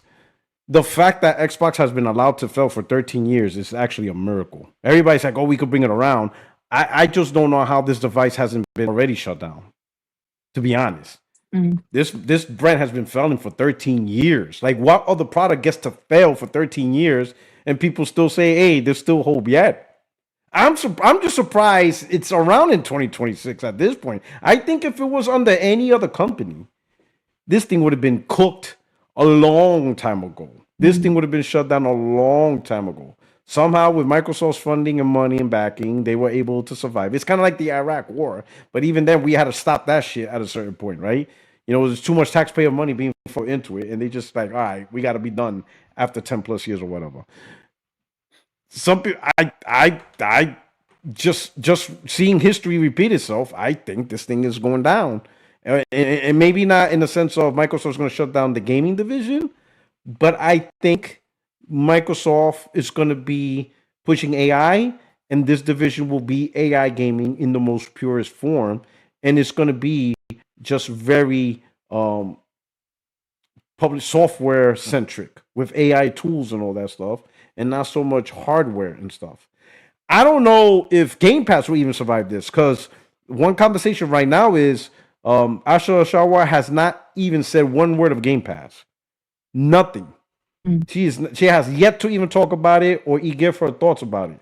And people notice, like, wait a minute, she has not specifically mentioned Game Pass at all. Like, she hasn't addressed it, mentioned it, acknowledged it, nothing. And when you think about it, Game Pass is literally, whether we like the service or not, that's literally the only thing that's differentiating between an Xbox console and a PlayStation console. Is if you choose an Xbox, chances are the only reason why don't forget you good would games. yeah. Oh yeah, and the lack of good games, right? But I'm talking about in terms of like, I could get Halo on PlayStation, right? But one thing you can't get on PlayStation is Game Pass. That's really it. So if somebody goes, I prefer to pay on Xbox, you'll be like, you have Game Pass? Yeah, okay. I get it. You don't want to buy games. You get all your games through subscription service. And the first party games Microsoft release, they literally put it on there, which saves you money. Okay. That's literally it. There's nothing else to the console that could say, outside of Game Pass, back in the, can't really say it's the exclusives or anything like that, or better third party support, And let's be honest, the DualSense and the DualSense Edge are the best console controllers out right now. So you know what I'm saying? Is just not there, right? But I see like Microsoft in a New York Minute go from one stance to another, and I personally believe this lady right here in the middle, she already knows what she's gonna do. She already knows what she's gonna implement. It's just looking at the details. Like if she's gonna cancel hardware, she has to see the concept. She has to learn the contract structure and all that because all that was done under Phil Spencer, and Phil Spencer's still gonna stay on as an advisor. So all that knowledge is still there, and she's gonna have access to it. But the knowledge that's there isn't to come up with a new strategy; is to push her strategy. Interesting, right? Anybody else has any thoughts on the new CEO? Or moving on to the next topic. Going once, going twice. All right. But before that, let me go into the viewer activity. We got some comments from the community. Let's see what we got on in here. Let's see. We got a couple of stuff here. So we're gonna. Windows Phone is GOAT. Oh man. He said the Windows Phone is GOAT. It's that same guy. The troll. Unbelievable. Glenzer, thank you for the super chat. Says if Xbox fails under Asha, she'll be canned, and Xbox will be ruled by a booty, just like the past 25 years. All right. Glassdoor Gamer says in quotes, "The plan is a plan until it's not the plan. The story of the death of Xbox." Coming soon to Amazon Prime and bookstores near you. That's the name of the documentary. The plan is the plan until it's not the plan. Oh man, yeah. I mean, but like, is that like profound? Is that like a profound like no shit? What's in place is what's in place until you change it, and you're the new CEO, so you're gonna change it. It's not gonna happen the day you took over.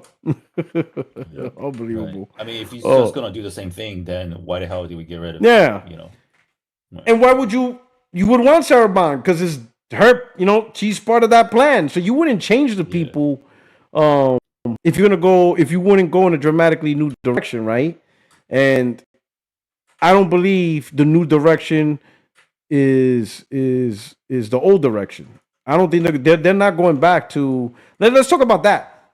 Think about this. To go back to the old way. Think about this. To go back to the 360 days, right? You have to shut down a lot of stuff and invest billions in dollars. And yes, it's an investment, $1 billion.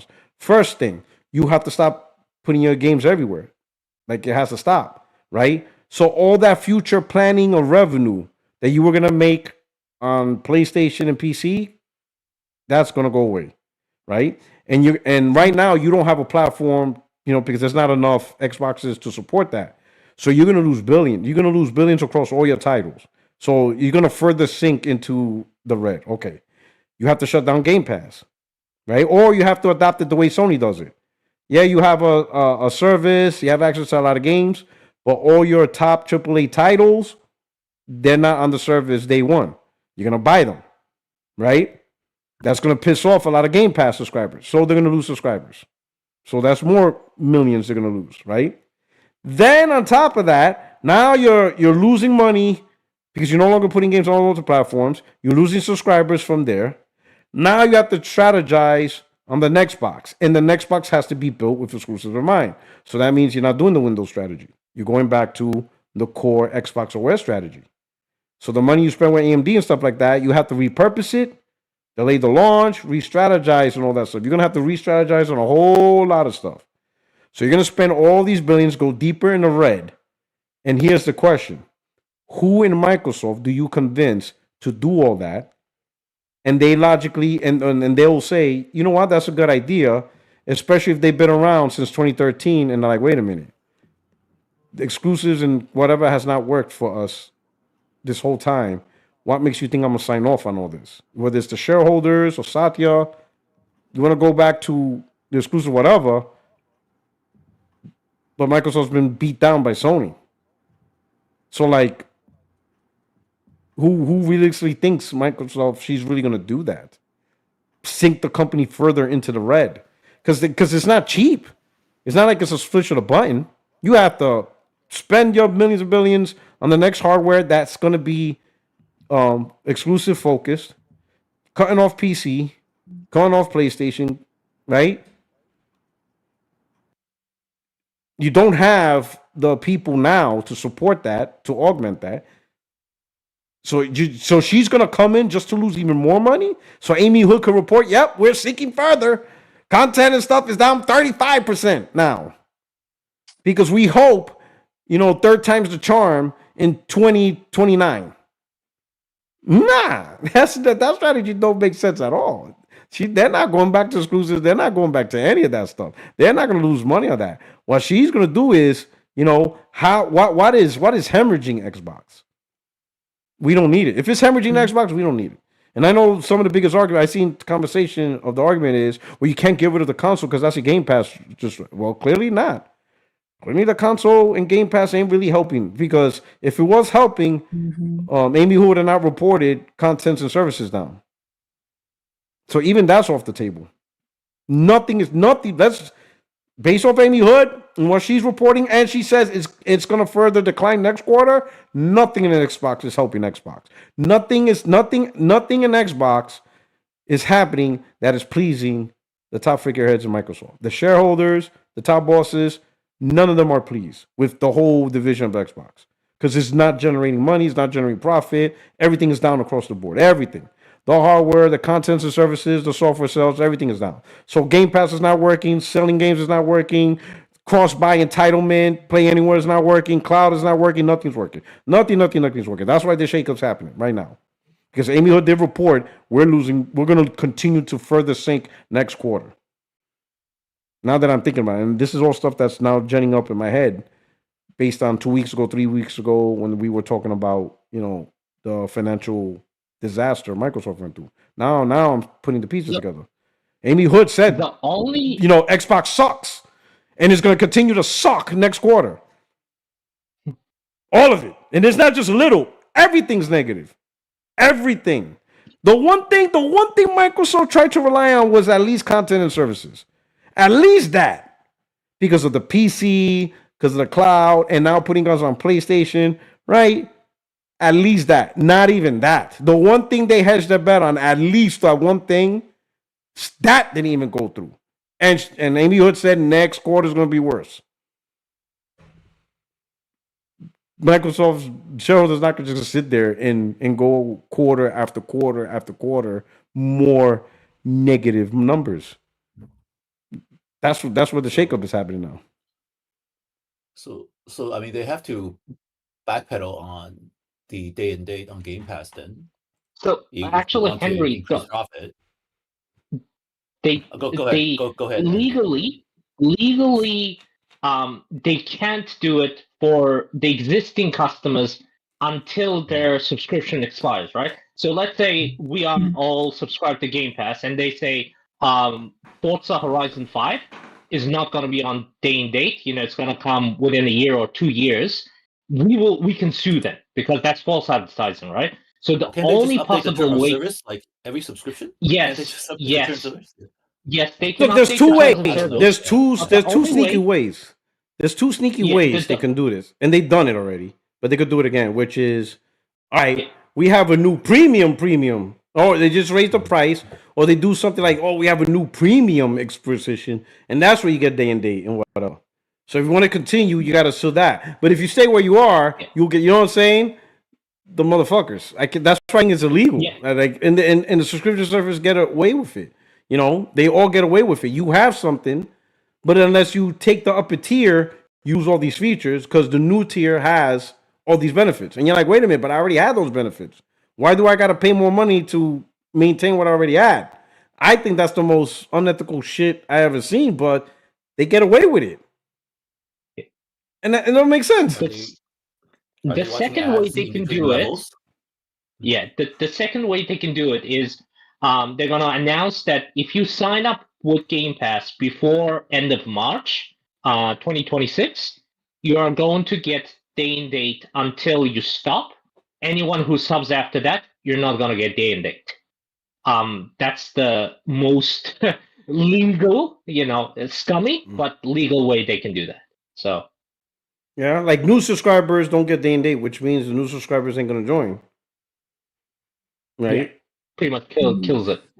And they can also say the current subscribers, you have access day and date until the end of your current subscription. If you decide to resubscribe, you resubscribe under the new model. I don't know about the whole they can't do it because they did it before. People that were on the standard tier of Game Pass, whatever that was, they used to get there and then now they don't. So I'm sure the lawyers left it somewhere in their terms and conditions. Like, yeah, if we want to get rid of this at some point, we can get rid of it. That's the terms and conditions could say they have the right to modify. Exactly. So and that's the thing. I think honestly that this whole terms and conditions things. And especially for a product that can be updated over time, I think that should be illegal because the company should be forced to at least provide you the product that you paid for as it is without necessarily updating the terms and conditions. I take a look at certain smart TVs. You get them, you'll install them, it'll be fine, and at a certain point you start getting ads on the home screen. But you can't revert back to the TV the way it was without ads. You can't just decide like, hey, I don't like this thing because you don't know. They don't tell you that, hey, this update has ads in it. Introducing ads, they don't give you that. Well, that's I guess that might, I mean, imagine every level you have to watch 30 seconds of ads. Exactly. and you keep dying on that level. 15 minutes, you keep imagine you're playing like Dark Souls, you keep dying. And like the commercial's like, are you suffering from erectile dysfunction? You're like, now I am because I keep seeing this damn ad. Like, stop. like it's bad enough you're getting your ass whooped from the boss, but the punishment is you get to see this ad. And you see an ad. You don't like commercials? Get good. Watch our game guides and you can finally pass this boss, or you can keep seeing this ad. Your choice. Yo, that would be miserable. That's like an episode out of Black Mirror. That would be so miserable. This company is already getting away with murder. Like take a look at Amazon. Amazon took our subscription. You and me, Poto, we had Prime, and then they were like, "Yeah, no, we're gonna put ads in your subscription, but you don't want that. No, feel free to pay an extra $2.99 a month to get back exactly." And yet, I think I prepaid for my Prime for like a whole year in advance because it's cheaper that way. Same. So yeah, Entity, I don't think that paying for these things years in advance protects you from whatever changes they're going to do because other companies certainly make changes and we're just stuck with it. That's what I'm saying. Like this whole it's so weird. It's like it would be like you buy yourself a car. And then you drive it for a while, and then 5 years later, they're like, "Hey, you know what? It seems like you got too much horsepower. That 300 horse, that 350 horsepower. Yeah, we're tuning it down to 290. But if you want it back, but if you want it back, pay us. No, it's not even that. It's like you get to go 100 miles without advertisement. And after that, you get like 15 seconds at each red light. Yeah, Every so time you turn on the car, there's an ad for you every before you every can time leave. you yeah, Before every you time you know, you gotta park, watch the ad. every time you park, Yep. turn off the car, yeah, come back in. Oh man. Yeah. Two yeah, minutes of that, and then the timer showing how long the yeah, ad is there, and you're Mm-hmm. like, Yeah. oh Yeah. my god. yeah. Can you So imagine? You need more to of go it, to I the would buy. hospital. Yeah, Fucking your friend is buy dying. it You again. put No, in a hold on. car, and the car has an ad. No, And you're what like, they will do? What they will do is they have an emergency release button, but then the next time that is not an emergency, it's a 5 minute ad. You know what? You know what they do? they make you punish you It's later it's on. cumulative. You You know, gotta, the you more gotta, you press that emergency button, the longer the the ads on ads to to next get feed you time. are. One day you'll have like Yeah, 2 hours of Yeah. ads. exactly. They'll be like, "We'll get you someday. Keep pressing this button. We dare you. You know, You have to be the on the most That's case one crazy. day." You the know, most but no, interesting the thing thing is, about this. I just Oh don't yeah, you think, go. I just don't think that Microsoft has the willingness to do anything good for gaming. You know, No. I think they've not had it for a long time. Like you say, Porterrock, it's been like 13 years of failure. It is frankly embarrassing that they got rid of Windows Phone and yet they kept Xbox, because it's like, if you really think about it, which one was the more powerful operating system to keep around? Probably Windows Phone. Probably being on mobile was probably better overall in the long term. If But the truth is yeah. that the current Mhm. system that we have does not really reward long-term thinking. Like, imagine if Satya Nadella had come in, and then he had only had a marginal improvement on the stock market, but then he had really set up the company for the future, right? Then what that means is that the next CEO after him gets to reap all of the benefits, and he doesn't get any back pay on that. Like, we have this short-term thinking mindset where it's like, conversely, let's say Satya Nadella now, he's probably towards the end of his tenure anyway, right? Like, let's be frank, he's been there since 2014. Who wants to be CEO for 20 years? Nobody does, especially not for a huge company like this. He's probably on his way out. He's made his millions. He's going to go out with like a pay package that is like bigger than most nations' GDP. And when he does, no matter the state of the company, whether Xbox is good or bad, whether Azure is doing good or bad, whether AI actually turned out to be really good or was a complete disaster, he doesn't get any penalty from that either.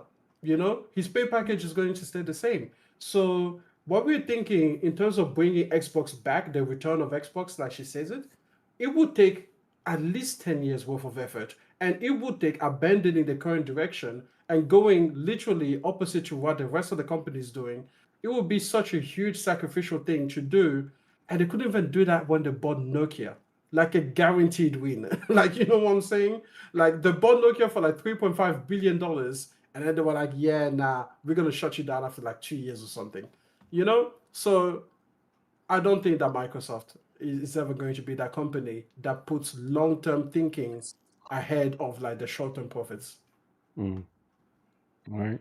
Okay. And they bought Anybody Nokia else? high too. Nokia had a phone and an phone OS that was rated really, really Symbian well. OS, But Symbian OS, Yeah. I think it was. Mm-hmm. yeah, right. So and then they just go, they Mm-hmm. like everything. I don't think and I want to hand it to Entity because I think he's trying to say something, right? So but um I think Microsoft just ran out of patience. They're not a patient company to begin with, and I think gaming, and I repeat myself, is that it requires a lot of investment and care before you got to get the install base going, right? And I think Microsoft just they're so used to making so much money so quickly by, you know, speaking of Trojan horsing, like the Windows into every computer and then having the Office 360. I don't know, like they just make money so quickly, and then they just look at the numbers, and then why the hell do they want this dead weight called video games, right? So, I mean, it's kind of like a Bill Gates' passionate project, and I think now that he's not running the company, that's it. Mm-hmm. What I was Entity? going to say is it is quite interesting that these tech companies have turned advertising into something that we don't like. I'm not sure if the companies really know if it's actually affecting their image. To be honest, if you're trying to watch a video and an ad of a company comes out, you actually start despising that particular company rather than liking and using their product. But yeah. Well, I think I don't it's think they only care. Sorry, what were you saying? I was gonna say I don't think they care. They've got their money. That's exactly what I Like was you going said, to it's say. immediate gains in my pocket. I'm done. I don't care whether you like it or not. And guess what? You're still using Amazon Prime Why? because you get free shipping and next day everything. So I don't give a crap. I know. That's That's exactly. the worst part. Because I can't protest. Because God damn it, I love that Amazon Prime. Like Hey, I want my shit they know today. how to make you pick your battles. They know, like, are you really Yeah. gonna die on this hill? Like, Yep. I didn't No, I'm subscribe. not. I'm not giving them the $2.99 a month to Boom ads, but at the same time, I'm not leaving Yeah. because I will get my Amazon Prime benefits. Shipping's expensive without it. I seen the difference. Amazon Yeah. Prime make you question everything. Like, yo, if I gotta buy something and I gotta pay shipping, I'm like, yo, what the fuck is Yeah, this? I'm I like, gotta hell pay no, for I'm Yeah, not shit. paying. no. And shipping's like Bro, $12, $15, and then when you hit I'm that telling you, Prime, oh, it's free. bro. But They know but what then they're you gotta doing, the think in the bastards. back of your head, like, yo, I am paying like every month for this Prime, but you don't really think about it though. It's like just such a cost you don't really think about. But then we gotta No, pay that upfront shipping. You like, boy, man, hell no. Fuck you know, this. you think it Yeah. pays Because itself I because you're sit there saving it and I on go, shipping. Yeah. Yeah. exactly. And it's free shipping. And I'm like, oh, wait, I get it in 4 hours. Yeah, I'll watch a 2-minute ad. I don't care. Yes, if you're close to like a warehouse, To Oh that's one yeah. thing I miss yeah. about. Yeah, like but listen, Doughboy, North Carolina sucks, bro. Because when I was in California, man, I used to order shit and they'd be like, "Oh, we can deliver it to you tonight." I don't get that no more. My shit's like maybe 2 days the soonest. Yeah, yeah. Hey, What's up with North Kakalaka, bro? I live like a town over from Amazon distribution center, so I usually get my stuff like a day, maybe 2 days at the most. Ain't But yeah, that man, some I heard about bullshit? California. Like you live right next to the thing, you get your stuff Shit. the same day. I'm like, what? Yo, that's Like insane. Yeah. like the I moment need you hit parts of that. the moment you hit click, knock on the door, and you're like, what? You're They like, already at your door. what? That dude's right there already taking the picture saying delivered. I'm like, what? I was like, yo, I was loving it. Damn, That he shit. thought I was white folk. So All they right. give you pre-delivery. They'll hard to deliver read before too. you've even ordered. I know, right? They already know. Yeah, we know. We already charged your card. We know you're gonna eventually order this, so don't worry about it. We'll be like, Alexa knows that you ran out of milk. Okay, here's the Okay. milk. Just It was just incredible. All right. Let me hit up the view activity again. We got JFK TV says Seamus Blackley came up with the Xbox because he baked sourdough bread with ancient Egyptian yeast that looked like what would be the logo. What?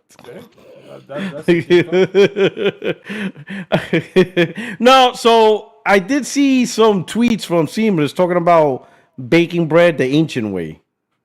So maybe it has something to do with that, but I did hear him say like using ancient yeast or whatever. Like, I don't know. I guess does Kroger's sell ancient yeast there now or something? Whole Food? I don't know. All right. Shout out to JFK, my bad. Glassdoor Gaber. Notice how they aren't mentioning Game Pass much. Yeah, we talked about that. She has not acknowledged Game Pass. Oh, okay. That's interesting. Glassdoor Gamer, another super chat says Xbox is like a sports team that's going to relocate. Every strategy change is like a new owner promising to get a stadium where fans get hope. Like the Chicago Bears going to Indiana. The Bears are going to Indiana? Did it go to Indiana? Yeah, you didn't see that? They got approved No. for a stadium in No. Indiana. Oh, I mean, you could The say Chicago like Bears Oakland are Raiders. leaving Chicago. I don't know if Oh. they're leaving Chicago. They might be like the Los Angeles Angels of Anaheim. So now that they're getting good, they're leaving Chicago. I guess that's what happened. So when you they saw the sucked Raiders. ass, they stayed in Chicago. But now that they're At getting least that's good, what I saw. it's time to pack up and leave. Wow. Wow. Only the Wow. Raiders were good before they left. Wow. Yeah. All Well, right. they have Bo Jackson. That's why. Crazy. All right. We got Glinzer. After a dose of Sharma, Xbox will need Big Pharma. Oh, shout out to Glinzer. Oh my God. Glinzer. Glinzer. Those All are right. Charmalade. Okay. Oh man. Gordo P23 with the super chat. What happened to Judson Atoff? He took over the commercial sector of Microsoft, which includes Xbox. So why does Asha report to Satya and not Judson? Good point. Good point. I don't know, but the CEO of Microsoft Gaming reports directly to Satya. What does he That's do? what they set up. Yeah. So that's just how it's set up. That's a good point. John Baptiste, thank you for the super chat. John says, I think people forget that the original Xbox was supposed to be a full blown PC. Bill Gates wanted people to be able to do spreadsheets on it. Yes, and Seamus Backley and them, they convinced him otherwise because they showed him how the games run, and they ran terrible. But yes, originally they were forced to try to use full blown Windows, and they were like, "Oh boy." Galaxy Fur, thank you for the super chat, $5. Galaxy Fur says, "This past weekend I was standing in front of the largest Microsoft data center project on the planet, covering 2,000 acres. So what the fuck is an Xbox? Well, you know, it's all about AI. They're gonna build more AI, and Xbox will be part of it. Now, how that impacts hardware and all that stuff, gaming, publishing, we're about to find out. But anyway, so far, please hit the like button. Thank you so much for rocking out. And if you're new and you're part of the chat, please, get up in there, get in the chat, enjoy the conversation, and of course, subscribe and stick around. So another thing I want to talk to you guys about now. Now we're cutting over to PlayStation. So We got to talk about the home team. you heard the news, right? Let's be fair about it. Yeah, come on. Blue Point shut down.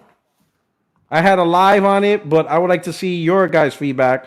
Because the Friday Night Live wasn't a traditional podcast. Now that I got you guys here, Blue Point also being sunsetted. They're done.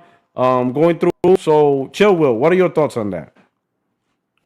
Blue Point closure or the what studio's next topic? Well, Blue Point closure, because I would like to get your guys' thought because that happened after our podcast. So, Yeah, I want to get your thoughts on that. I saw your podcast with Thrash, and I thought both of you guys were making really good points until he said that. Until he said Demon Souls was a multiplayer game. Like, no, it's a co-op game, dog. It's a co-op game. It's a difference. A live service multiplayer game is more like Call of Duty with the microtransactions. Co-op game is like Resident Evil 5, where you and your buddy can just go through the story. Sure, there's invasions, but like I don't know. That's where I lost. Like King Thrash lost me. But when it comes to Blue Point, I did not understand why they did that. I get they haven't made a game in 6 years, but that's because at fault of Sony. Like, you guys are the ones that put them on God of War Ragnarok. You guys are the ones that approved a God of War live service game. And I get why they pitched the God of War live service game. I really do. They have history with God of War 1 and 2 porting it to PS3. They worked on Valhalla. I think they did Valhalla by themselves. They helped assist with God of War Ragnarok. I get why they did it. It was just a bad idea. The fact that you want a studio of 70 people to run a live service game when Bungie can barely do it with 800 people is just fucking baffling to me. What you should have done was just gave them another remake like Demon Souls. Demon Souls only cost them 20 million to make in a world where Yote costs 70 million or fucking Spider-Man costs upwards to 100 or 200 million. Just give them something to do. Now, that's at fault of Blue Point, and it is at fault of Sony. Blue Point, as soon as God of War live service got canceled, they should have pitched another remake. Apparently, the rumors Well, they did. They did pitch 2 remakes, and they got shut down. Both. I would love to know what the fuck they are, but we're not gonna know that until Blue Point's NDAs are up after the closure. Fuck, man. The part of me wants them to not be closed because Demon Souls was a great remake. I thought it was dumb, dude, because 20 million off of fucking Demon Souls, and you guys pulled in almost 200 million off that game. It's like, what the fuck? I don't get it. All right, Sean, your thoughts? Yeah, Blue Point messed up, bro. That's Okay. basically I'm gonna sum it up because, like I said, they did a couple of good ports. I have to give them, but yeah, they should have never pitched that live service game. So they actually shot themselves in the foot. Okay. Do you think Herman Holtz should get some of the blame too, or do you think he's free from blame? Oh no. I think they're both responsible. Okay. I think they should both be held accountable. All right. Okay. Awesome. Henry, you have any thoughts? Yeah, I brought it up previously, like how Microsoft just kind of have to outdo PlayStation if Just they have an uncanny ability to be like, nah, bad news is exclusive to us. That's one exclusive. We're not letting go. That's why exclusive we're not giving up. Like you will never have that like exclusive. we cannot let him have the spotlight. Like no, So holy shit, it's uh, bad PlayStation news. yeah. Somebody talk. yeah, here's something we can beat for once. Hmm. Um, yeah, I am in agreement. Like um, Blueprint is a fault for. I mean, I don't fault them to want to make something of their own because they've been doing remakes, right? I understand that maybe the management, such as Holst, would like to go, okay, well, if we want to keep the morale of this developer, we have to let them make a game they want to make. But but obviously the whole a bunch of live service in progress type of thing um, is a bad decision, and that probably clouded his management vision. But um, yeah, Hulse is also at fault for mismanaging or not keeping the studio in check. Like we kept on having go through the cycles of developers not having any expertise in or the manpower or the resources to make online multiplayer games because I think netcode is a huge thing that we have yet to tackle, right? So Hmm. and it I'm guessing that we see this closure and even part of what the management shuffling of Microsoft um, is because the tax season is coming up and the fiscal year is coming up in mid-March, right? So I wonder if part of the closure of Blueprint, not Blueprint, Bluepoint, is Like a has to do fiscal with strategy. yeah, and that if you do it in certain thing, you avoid paying certain penalties or tax, right? I mean, is it a Chapter 16?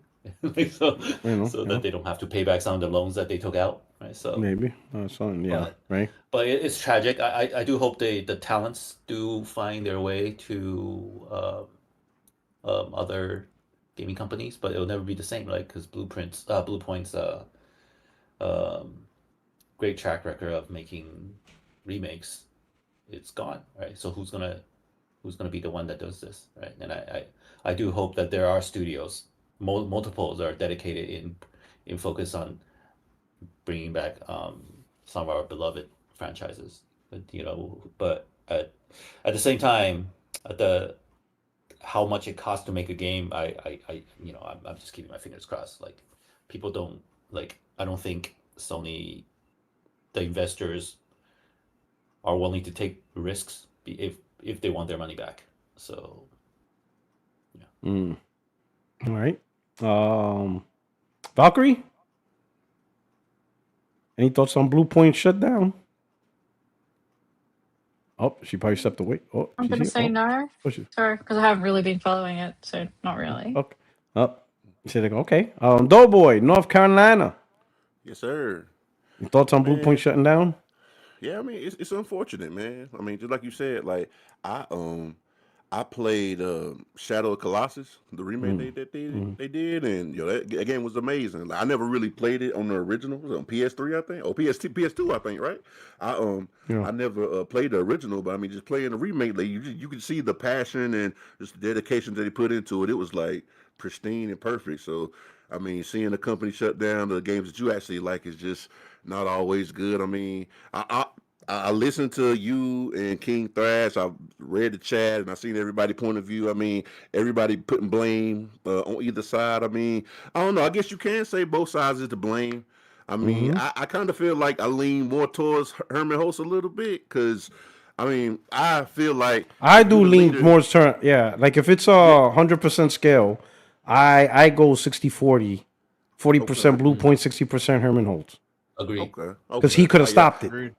And I Right. can understand that as well because like with this whole live service thing, I understand what Sony want to do. Like I said before, it's not lost on me that these companies see a game like Fortnite raking in all this money with such little effort, And I understand that they want to be a part of that, but just like you said, like those games are like really hard to get into. Like you Mm-hmm. and King Thrash said, that's one of like the hardest gaming genres to get into. I mean, you like really got to get lucky, or you got to have something that's like so unique that people want to, dwell all their time and money into.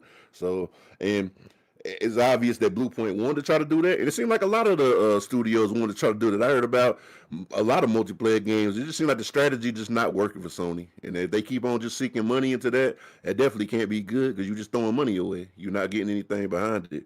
But I mean, when it comes to Blue Point, I mean, it's unfortunate that this whole thing had to happen. It kind of seemed like it came out of nowhere too. You know what I mean? It's like you said. I mean, the studio not that big.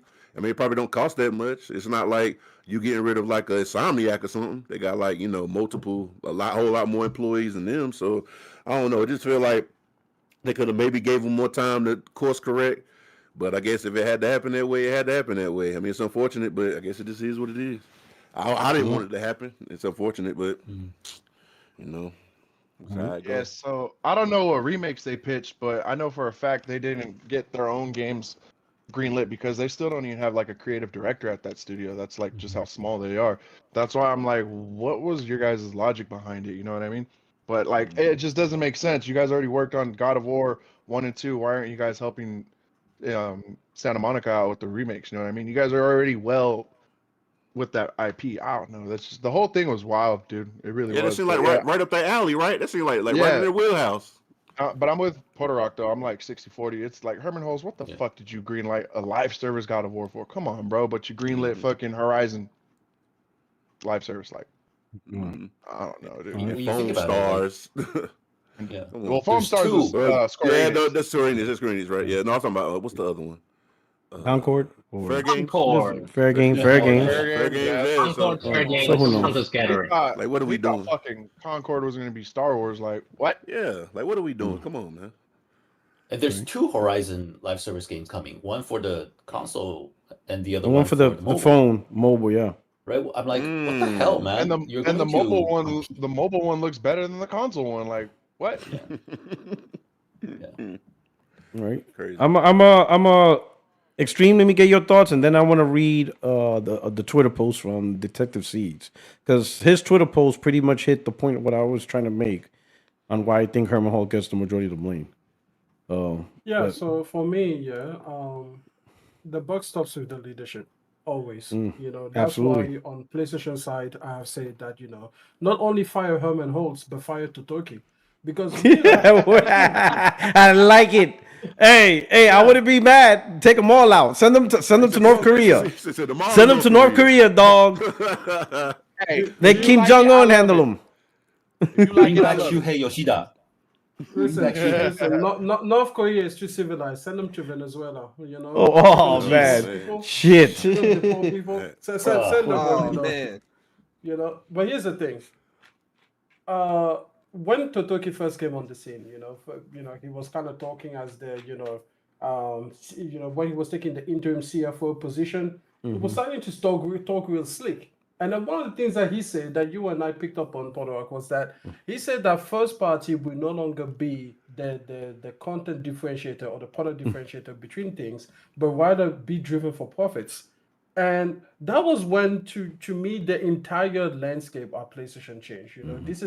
This is before we start seeing things like Helldivers 3 on Xbox. This is before we start seeing things like, just some really weird moves that you The wouldn't Lego expect, Horizon on The Lego Nintendo Switch, Horizon being but on not the on the Switch, but on the PS4. PS4. Just some really weird things where you're like, what's going on there? Because everyone could understand the PC strategy as put up by Sean Layden. Now, in retrospect, was that a smart move? No. But could you understand why Sean Layden was like, oh, maybe this could work? Yeah, kinda. Again, hindsight is 2020, so now it's like, yeah, that was never going to work. But before you have that knowledge, I guess you have to try something. So when Totoki came on the scene, I think he changed, fundamentally a lot of the ways that PlayStation was going about doing its business. And then, just like we were talking about with Sarah Bond, when the head honcho at the top tells you, hey, this is our direction, your job is to make us good at going this direction, And I feel like Herman Holmes was like, okay, well, since we are now going for profits above everything else and not market differentiation, then here's some of the ways that we can do that. But ultimately, I also put the buck back on him because as a CEO of your branch, okay, it's not Totoki's job to know what's best for PlayStation. It's your job. You need to give pushback on something. And guess what? Creatives are fine, and I am so glad for all of the artists at PlayStation that PlayStation has had a very liberal, a very open relationship with the developers where they're like, hey, you pitch us the games you want to make rather than us dictating upon you what you want.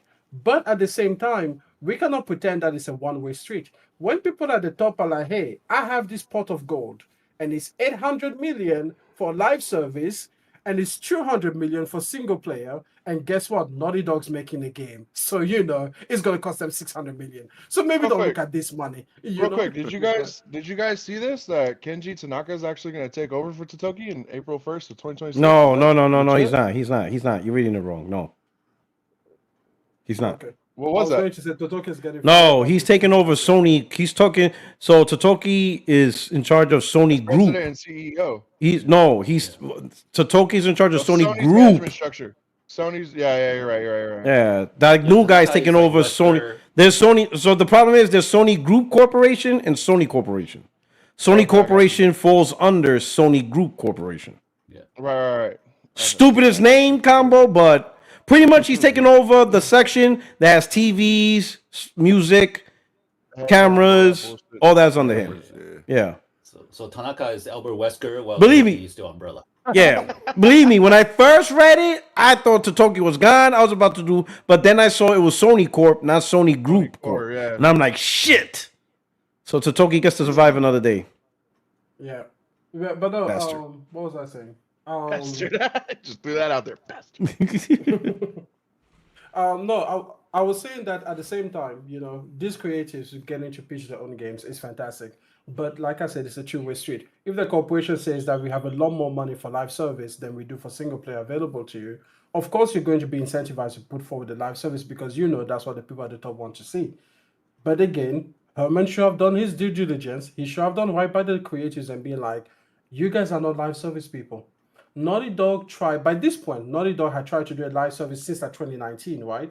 So they had failed at that and they have far more manpower, and a far higher pedigree. And also, they had just put a multiplayer game that people actually liked in The Last of Us Factions, and they couldn't get it to happen. So why do you think a team of 70 people that have basically never worked on a multiplayer game of the sort before was ever like the right? You should have stopped them. Sometimes you have to keep creatives away from the worst impulses because a creative person is always going to be excited for something new and novel to them. Always. Of course, I'm always going to make it sound good. But you have to be like, no, no, no, no, no. We need you to make money. So don't. Don't be creative this time. Okay? Go find a remake. Add a mechanic in there if you want to really, get the juices flowing. But you're not the person to tackle live service. Especially when you as a company structurally are not even good at recognizing what a good live service is. It's not like you can give them help. Like, for example, if there is a new single player studio, even if it's like a single person working on it, guess what? PlayStation has the institutionalized knowledge. They have PlayStation XDev. They have the tools to support a single player vision. They know what a good single player game looks like. They know about marketing it. They know about the demographics. Like they know everything that there is to know around a single player project and how well it is likely to do. Now, sometimes, of course, some games come out and they surprise them like, oh, wow, this is way more successful than we thought it was going to be. Or convincingly, this is not as successful as we thought it would be. But, it's always within a certain range. But for multiplayer, they literally spent $3.6 billion on an acquisition to give them this institutionalized knowledge. And I don't think it worked. So it's just like, Herman, you should have seen this coming. You should have seen that this was not the studio. This was not the time. If they had a really great idea, bench it. Okay? Maybe they should have just brought up the studio up to speed, getting more people under the belt, and also given PlayStation Studios time to absorb institutionalized knowledge to be able to recognize that, hey, does this idea look as good on Tuesday as it did last Friday when we are all kind of slightly drunk and the profits were flowing in? Because clearly, there should have been a stopgap situation put there. So no, I blame Herman and I blame him massively. I think he deserves 99% of the blame, because at the end of the day, he is a leader in charge, and part of your leadership is stopping people from the worst impulses. Just like with a child, A child is excited about anything, you know. But when they get that fork and they've got that look in the eye that looks at that plug, that electrical outlet on the wall, it's time for you to step in. Okay. Sometimes, you know, you shouldn't let them fuck around because the find out part is a little bit fatal. You know what I'm saying? It'll be the one time they fuck around and found out, Exactly. and they'll never find anything else ever Find out again. again. And guess what? Guess what? That's what happened to Bluepoint, right? You gave them that fork, and they look at that electrical outlet, and they find that part was a little bit fatal because now the studio is dead. You know what I'm saying? So Herman was a bad supervisor in that case, and I would not listen to anyone who says otherwise. I'm sorry.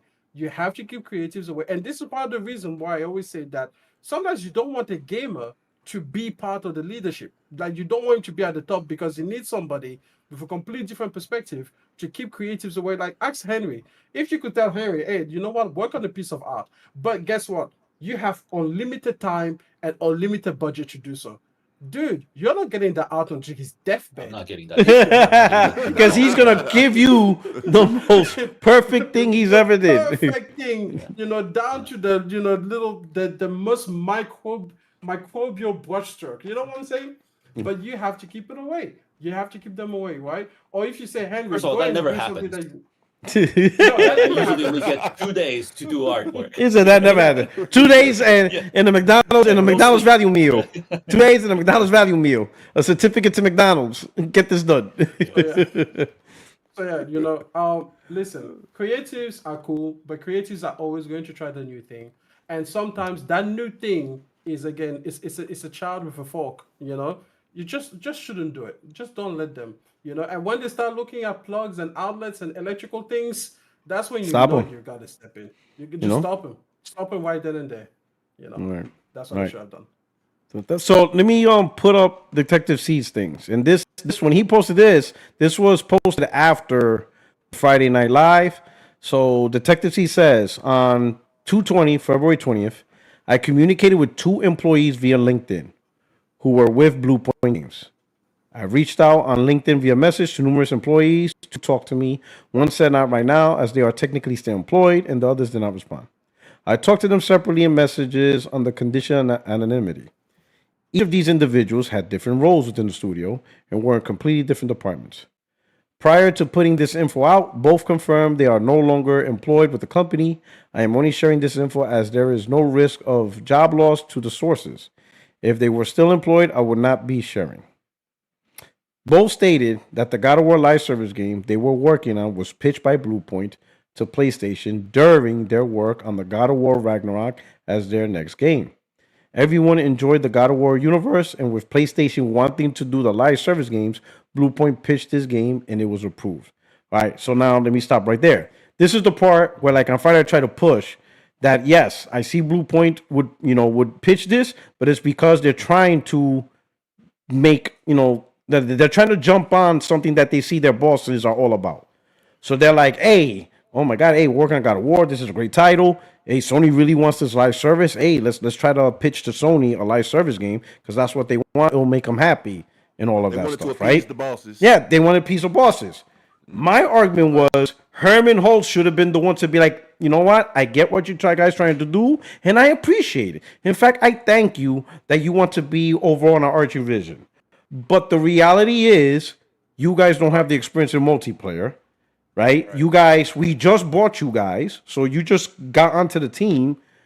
I think we need to play a less risky venture, because live service games is possibly the hardest segment to be successful at.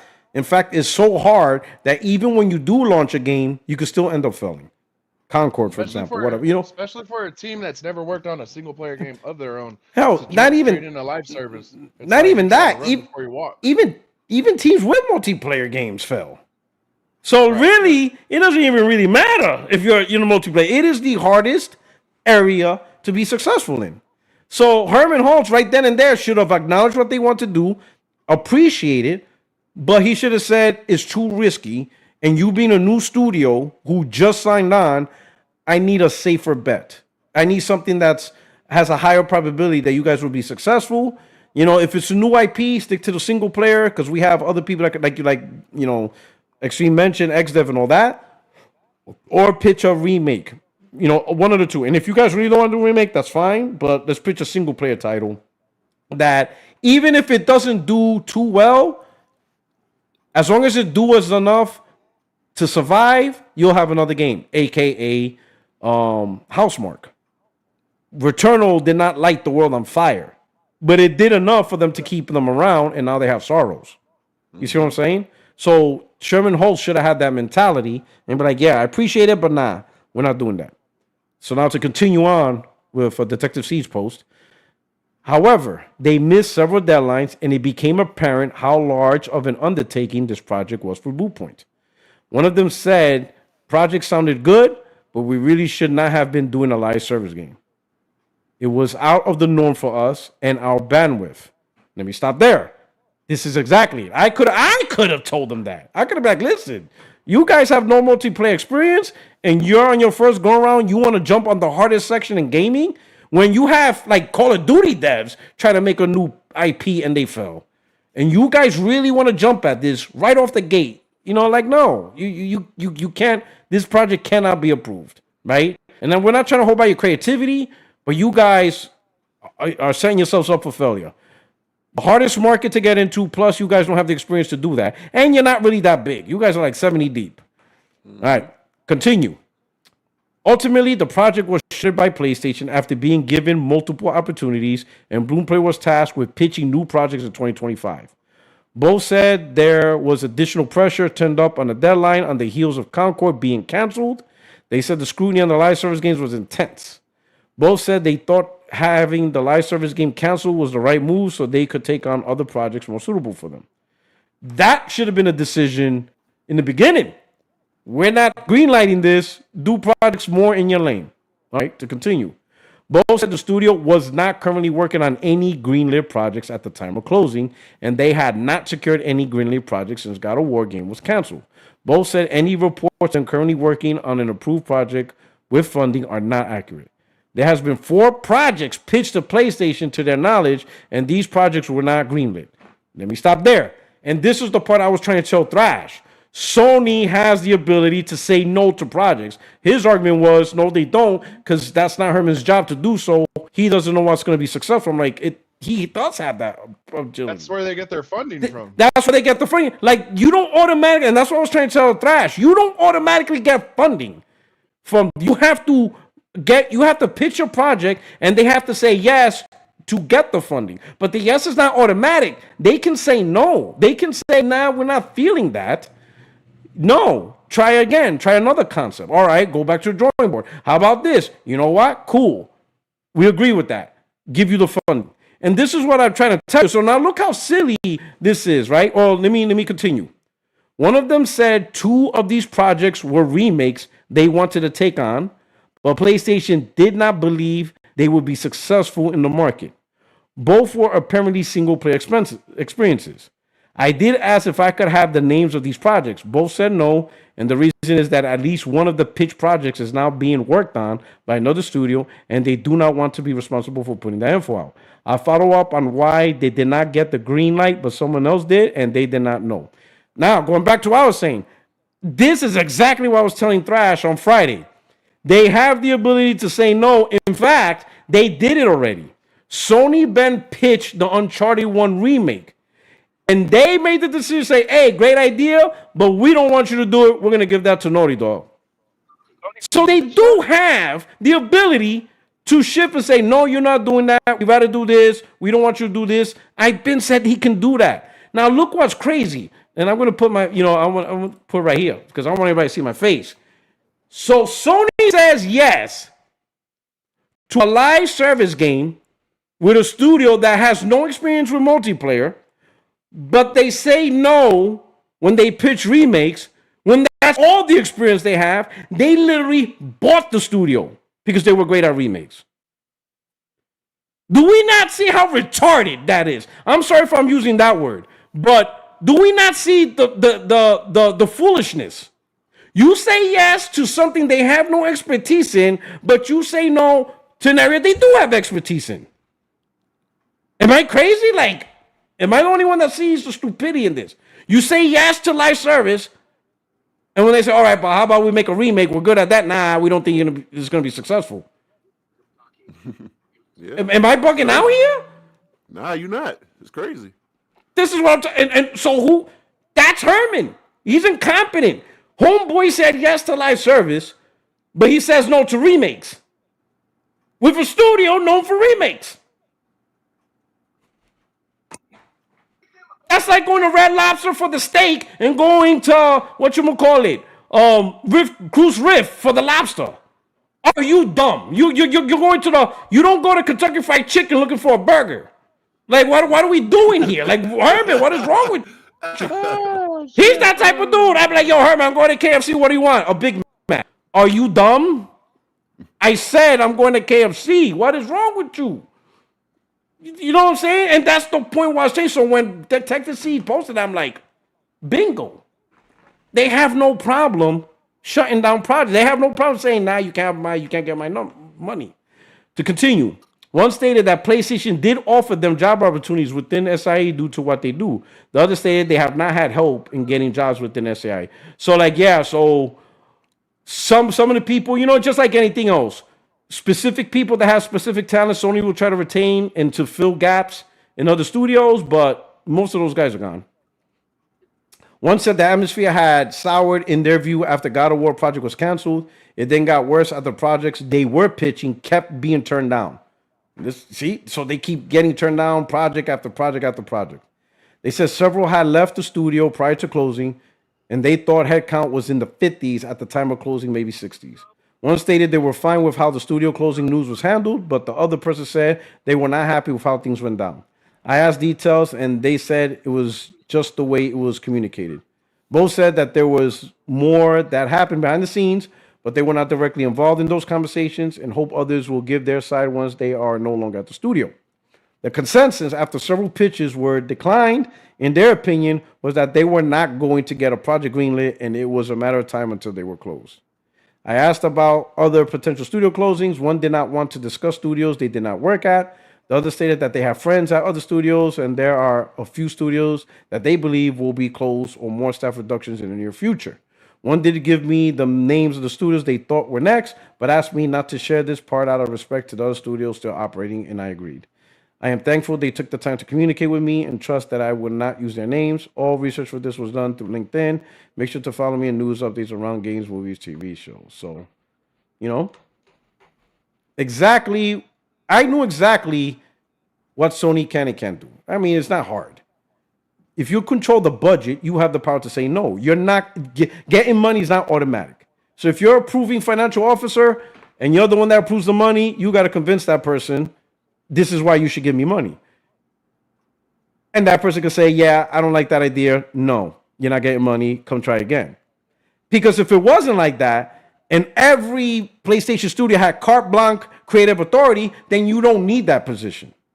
You don't really need that position. You don't really need to pitch the game. You would just go straight to the finance department, be like, hey, give me $50 million. I'm going to do this. Okay, here's your money. No, you have an approval process. That means at any step in that approval process, someone can say, no, I don't think this is a good idea. And my argument is with Herman Holtz, he does not have the ability to determine that. He does not have the ability to determine, especially within the live service landscape, what's a good project that has a chance of being successful, right? And I'm saying you don't need to be like in the live service landscape. You don't need to be a super duper professional within the industry for 20 years. You just have to pay attention. We're seeing live service games, even after they launch, get canceled. They shut down. And we see the people who make them. Many of them have multiplayer experiences. X Defiant, made by the Call of Duty devs, shut down within a year.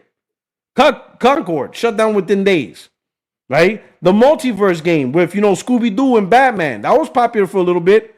Got shut down too. High Guard, that shit got done a week. There's lots of games that get shut down quickly or just dies off. It's a very hyper-competitive market. So all you need to ask yourself, okay, let me get this straight. Live service game, hyper-competitive market, the chance of success is really low, and you guys never made a multiplayer game. I don't know, but I think that equation means you're not going to be successful. So yeah, I'm not going to waste my time giving you money. I appreciate you guys have creative freedom, but that doesn't give you creative freedom to be stupid. You don't have the freedom to fail. No one has the freedom to fail because at the end of the day, I'm the proving budget guy. You're not going to just waste my money. So you're going to have to come up with an idea. You guys don't have, the multiplayer experience. Now, in the course of you making games, you build up your studio and you hire multiplayer guys, actual multiplayer guys with experience as part of your staff. Then you might come back to me with a live service game if I see you have great, competent multiplayers as part of your Blue Point team. But right now, all you guys have is just remaster guys. In fact, technically speaking, you guys technically don't even have people that actually makes AAA games on your own. But at least you worked on others. So you do have the leeway for single player games in the AAA space. But live service, you guys are not there yet. You're not really the studio for that. If this is something that we could look for in the future, we'll build up to that. But right now, you're not that studio. You're 70 people. Let's go make a single player game and let's get that popping. And Herman Holtz could have done that. And yes, that is his job. His job is to assess that. I don't see how anyone can argue that Herman Holtz. I mean, clearly he does. He's not greenlighting anything else. So he clearly has the ability to say no. He absolutely has the ability to say no. We're not even going to start that. And that's been my whole point. Now, let me get off my soapbox and go back to you guys. Anybody want to take a shot on who's next? Who you think is the next on the chopping block? The next studio to close. I think Ben next. Yeah, who's next? Say that again. Who's next? Who's next on the list? Going to get shut down? Oh no, because the question. I mean, think about it. I thought who's next? Been I Haven, think Ben Media next. Molecule. No. Sony Ben? Why not? Why not Sony Ben? Because they're under contract for another game. They closed down Blue Point because they didn't have any of their pitches. Like, they secured their funding for the next game. I personally think it's in Media Molecule or Haven. Because we don't know what Media Molecule's working on, and their last game was 6 years ago with Dreams, and then Haven, dog. I just think Fair Games is just I don't know how that comes to market, dog. I don't know how that comes to market. But Sony Ben, they're working on a game right now. Apparently, they're far in development. Please, God, let it be Days Gone 2. I know it's not, but yeah, it's not that. We'll see. Herman Holtz don't like Days Gone 2. He doesn't like Days Gone. I know. But which is stupid. We'll see. Dumb. But we'll see. But I personally thought it'd be Media Molecule because their last game was a flop. I don't remember how Dreams did. Was that a flop or am I tripping? It's flop. It's a flop. It's a flop. Yeah. So it's like your last game was 6 years ago. It flopped. Blue Point's last game was 6 years ago, but it actually made 140 plus million. Like, listen, we all know that Media Molecule has sex tapes of somebody over their PlayStation. Because how they survive, they have something. They got the black man. They got the Epstein list. They got the Epstein list with Sony execs on that list. Someone did something dirty in the office and they caught it on camera. Okay, because there's no other way that these people will still be around. The truth is that Media Molecule hasn't been relevant since the PS3. That's basically Little Big Planet was the last one. That's right. This is Little Big Planet. Yeah. They have been so irrelevant. I forgot they were the ones that made Little Big Planet. That's how fall off they were. That's crazy. And in fact, they've been so irrelevant that they haven't made Little Big Planet since, because ever since it's always been another studio doing it. Then someone make a Sackboy's Big Adventure or something. No, they didn't make that. Yeah, they didn't do that. Exactly. So that's why I think it's Media Molecule. I'm telling you, no, they've got the tapes on somebody there, and that person is like, listen, you can't. They're blackmailing the top execs. Yeah, exactly. The Totoki did something. Okay. What is Valkyrie Entertainment? What is that? Valkyrie Entertainment. I don't know. I'm on the PlayStation. He's looking at. I'm on the PlayStation. I'm just like looking through all the. I'm like, what is this? I see Valkyrie Entertainment. I'm like, yo. Oh yeah, that's one of their things, right? That's one of their things. Valkyrie, yeah. All I know is they haven't really done anything since they got acquired, so next. Oh yeah. They got to be one of their. What Fire Sprite doing? What Fire Sprite do? VR? I see VR. Call of the Mountain VR. Okay. So they did Horizon Call of the Mountain, and apparently the rumors are that they're working on Until Dawn 2. Oh, really? That's what Fire Sprite's working on right now. Yeah. So Valkyrie, they got acquired in 2021, but they didn't make a game. What game are they making? They haven't shipped a I game mean, since to be when? fair, Since Oh, Bluepoint got acquired in 2021. well, Like, who's next? they got on their website, they got Guns Up Mobile and God of War Ragnarok. So I think they assisted. They supported Probably on sit to Ragnarok. support a Yeah. support division. So maybe Yeah. so they might be a support division. Mm-hmm. I mean, they helped with Concord, but that was 2024, right? So Mm. Oh. Oh. who I know. knows? I know my boy's Team Asobi ain't going nowhere. Yo, shout out to Astrobot. Love that. Well, shout out to Shout out to Asha. everybody, man. Yeah. All No, right. what I was So going to say, it's like if when we talk about Herman's position, right? It's a bit like if Polyphony Digital pitched an RPG, which I know just happened with Forza the Playground guys, but it's like you will be extremely stupid to let Polyphony Digital create an RPG. Like again, no shade to like Playground Entertainment because their situation could be different. But the thing is, Polyphony, ever since its concept, ever since the PS1, it's like, listen, you build tracks, you put a chassis there, you put tires underneath that chassis, and you race this thing around. That's what you do. Do not try to create like the next Horizon Zero Dawn.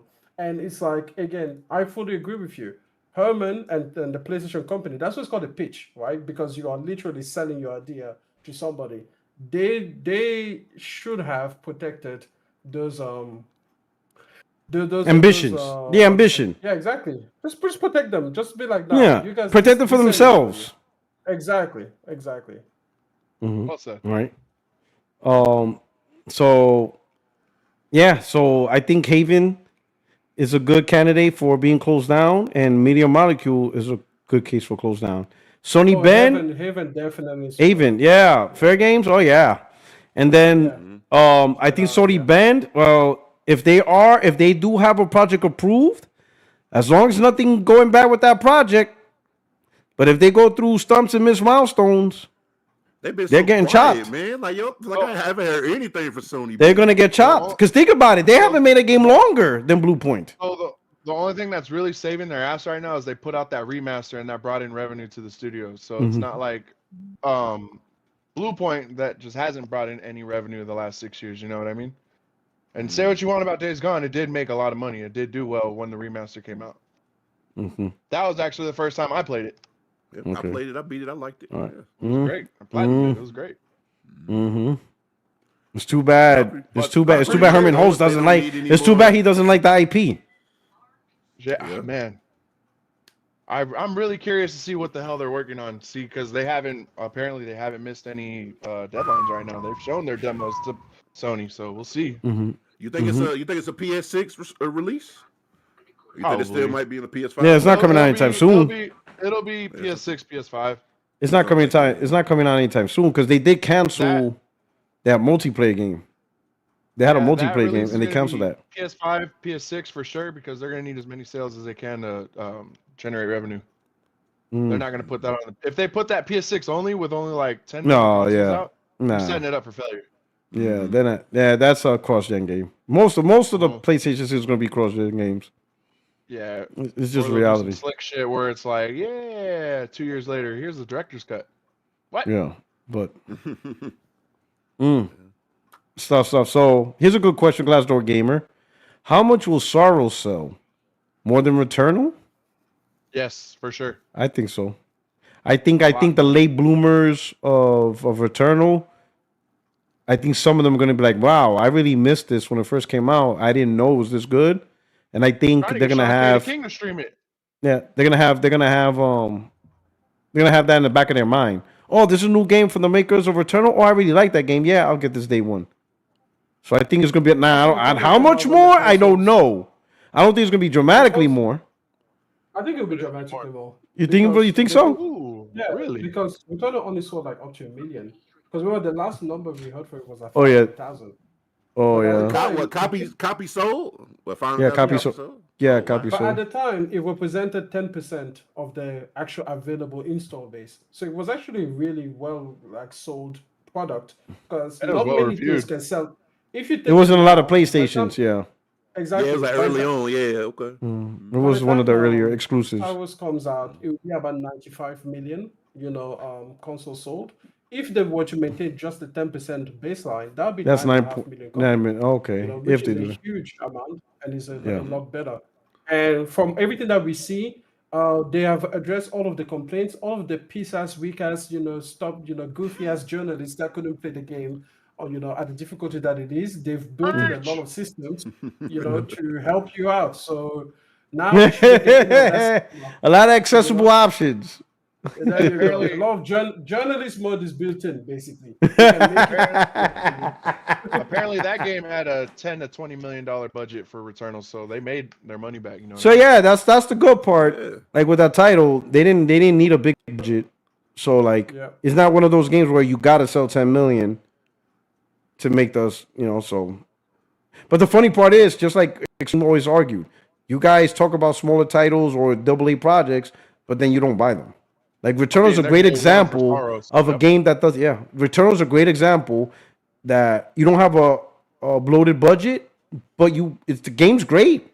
It's a modern game, great graphics, 60 frames, great challenge. It's not a movie game. All the check boxes of people complaining about PlayStation, that game hit. All that these people complain, oh man, you make movie games. I need games with true gameplay. It has it. Oh man, all these overbloated, AAA 200 million projects. It hit that metric. A woman. No father and kid games. Man. No sad dad games. Well, Sorrows is now not any of that. So like, what will be the excuse for Sorrows? So it's like, that's yeah. For me, dude. He's a person of color. Don't man. Don't ever. It's always something. It's always something. They always. You can never wiggle your way out of racism. God damn it, Extreme! Why are you always right? I was born that way. All right. Shout out to Glassdoor Gamer. He says Seeds is not legit. Dude is a liar and uses AI. I don't know. I mean, he put a lot of detail into that. So this AI things is going to be crazy, right? In the everybody's in the AI. next phase of the world, everybody's AI. It doesn't matter. I'm just I'm just gonna replace all you guys with AI and just have this show auto generate on its own. You didn't know that was already AI? You know, Australia is not a real place. It's on the corner of the flat Earth map. Oh yeah, we're actually the custodians of the border. The border, yeah. You make sure nobody witnesses. Exactly. We make sure no one sees the horizon, because if you go past, you fall off the planet. You fall off the planet. So you're the custodian of the edge of the Earth. Exactly. Only you guys know the secret. So all this spider stuff is lies. It's all lies. That's us. If you go in Area 51, you appear in Australia. But it's a facility. Man. We just. Oh my God! Shout out to Major Claridge. He gave another membership, and somebody received another one. Please, absolutely, please, give him a shout out. Say thank you. That is awesome. And then we also got Mike Deasy. For the $2 super chat says, why did Sony stop making SOCON games? Great question. I think the last one, Zipper closed down after MAG wasn't successful. So Zipper primarily was the studio that was making SOCON games. And then I think SOCON Confrontation flopped, but I think the game launched around the time of the shutdown. So I don't know why they never went back to it. Fortunately, it just didn't sell well. Yeah. I don't know why they don't. I don't know.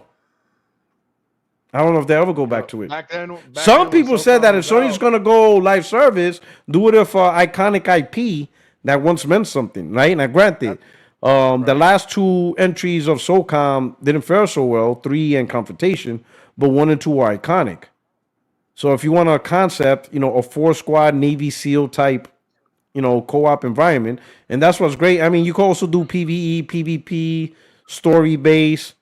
I mean, you could pretty much replicate the Destiny formula, but just make it about terrorists and all that shit, and drug lords and cartels. But use the Destiny formula. I mean, the formula is there, and you got Bungie. Like, hey, Bungie, we're gonna use your formula, except we're gonna replace it from Guardians to SEALs, and we're gonna replace Alien Invasion with cartels and stuff like that in a more realistic setting. But we're gonna pretty much carbon copy and everything. The roadmap, the story, the strikes, maybe even a raid. Like 2 fire squad teams, 4-on-4, two teams of 4 people each completing a raid. PvP, PvE. I don't know. But what the fuck do I know? Right. But anyway, hey, I think we hit all the topics. I think that's it. I think that's all we got going on. So with that, I think we're just gonna do our outros. We'll start with Will. Hey, appreciate you guys for having me. It is Resident Evil week. You guys can check out my channel. I will be streaming Resident Evil 9 this Thursday at 9 p.m. Pacific Standard Time. I just got done with my Leon campaigns with Resident Evil 2 Remake, 4 Remake, and 6. But yeah, you guys can check me out there. Appreciate y'all for having me. Hit that like button. All right. Extreme. Yo, guys, listen, Australia is not a real place. I'm sorry. We've been lying for this entire time, But I just had to let the cat out of the bag now. It's been going on for long enough, centuries really. No, listen, it's always fun, being here on the channel, talking to all of you guys, talking to people in the chat. I think last week, some people said that no, what was it? Like some people are just accusing a lot of us of being AI. Okay, I can assure you that aside from myself, everybody else is AI. Especially Henry. You should just go. So I'm the only good one here. I'm the only one you should trust. But aside from that, these people are cool too. So yeah, look forward to the next one. We'll talk to you next week. If I was AI, my mic wouldn't be messed up. I will have like listen. The day I have that perfect absolute configuration in mic, I went AI. That's where when everything's really perfect, AI took over. That's where Yeah. Right. Okay. As we was asking, I also still don't have any PlayStation share partner. Strangely enough, thing I have to do. Crazy how that works. Absolutely. All right. Henry. All right. Good podcast. Too much news, almost a little overwhelming of negative news, like these last couple of days. But gaming is fun, and I spent like a great deal of time watching Sean's stream and Chill Will's stream, and you guys should join me as they do it. It's very entertaining. So appreciate you, brother. Shout out to everybody. Absolutely. And big time shout out to all of you guys for hanging out with us. Mm-hmm. Okay. Awesome. All right. Sean K, the Platinum King. Yeah, shout out to the whole podcast panel. Is freaking amazing.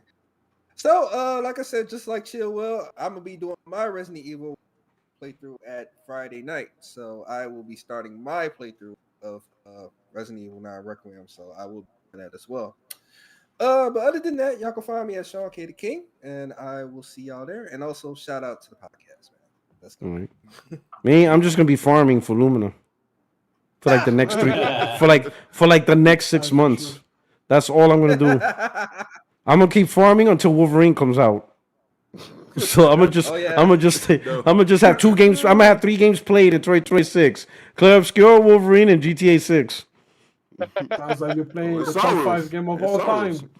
All right, and so so I'm gonna be thank you for reminding me, Sorrow. So I'm a Lumina farm until April. We will allow a break for Saros. Okay, I will. All right, I will get every Pictos activated, every single one of them. I will find them all and I will activate them all at the same time. He gonna Pokemon the Pictos. Gotta catch them all. I'm going to overpower each player. That it's gonna be like the computer's gonna be like, we never calculated. Like we didn't compute this parameter. We don't know what to do. Like the symbol's just like, what the fuck just happened? Oh man, but the game is awesome. Oh my god, I love it. Valkyrie. Yo, thanks for having me. As always, I learned something new from you guys. Are you both streaming on Friday your Resident Evil at the same time? Because then I'm going to have 2 computers.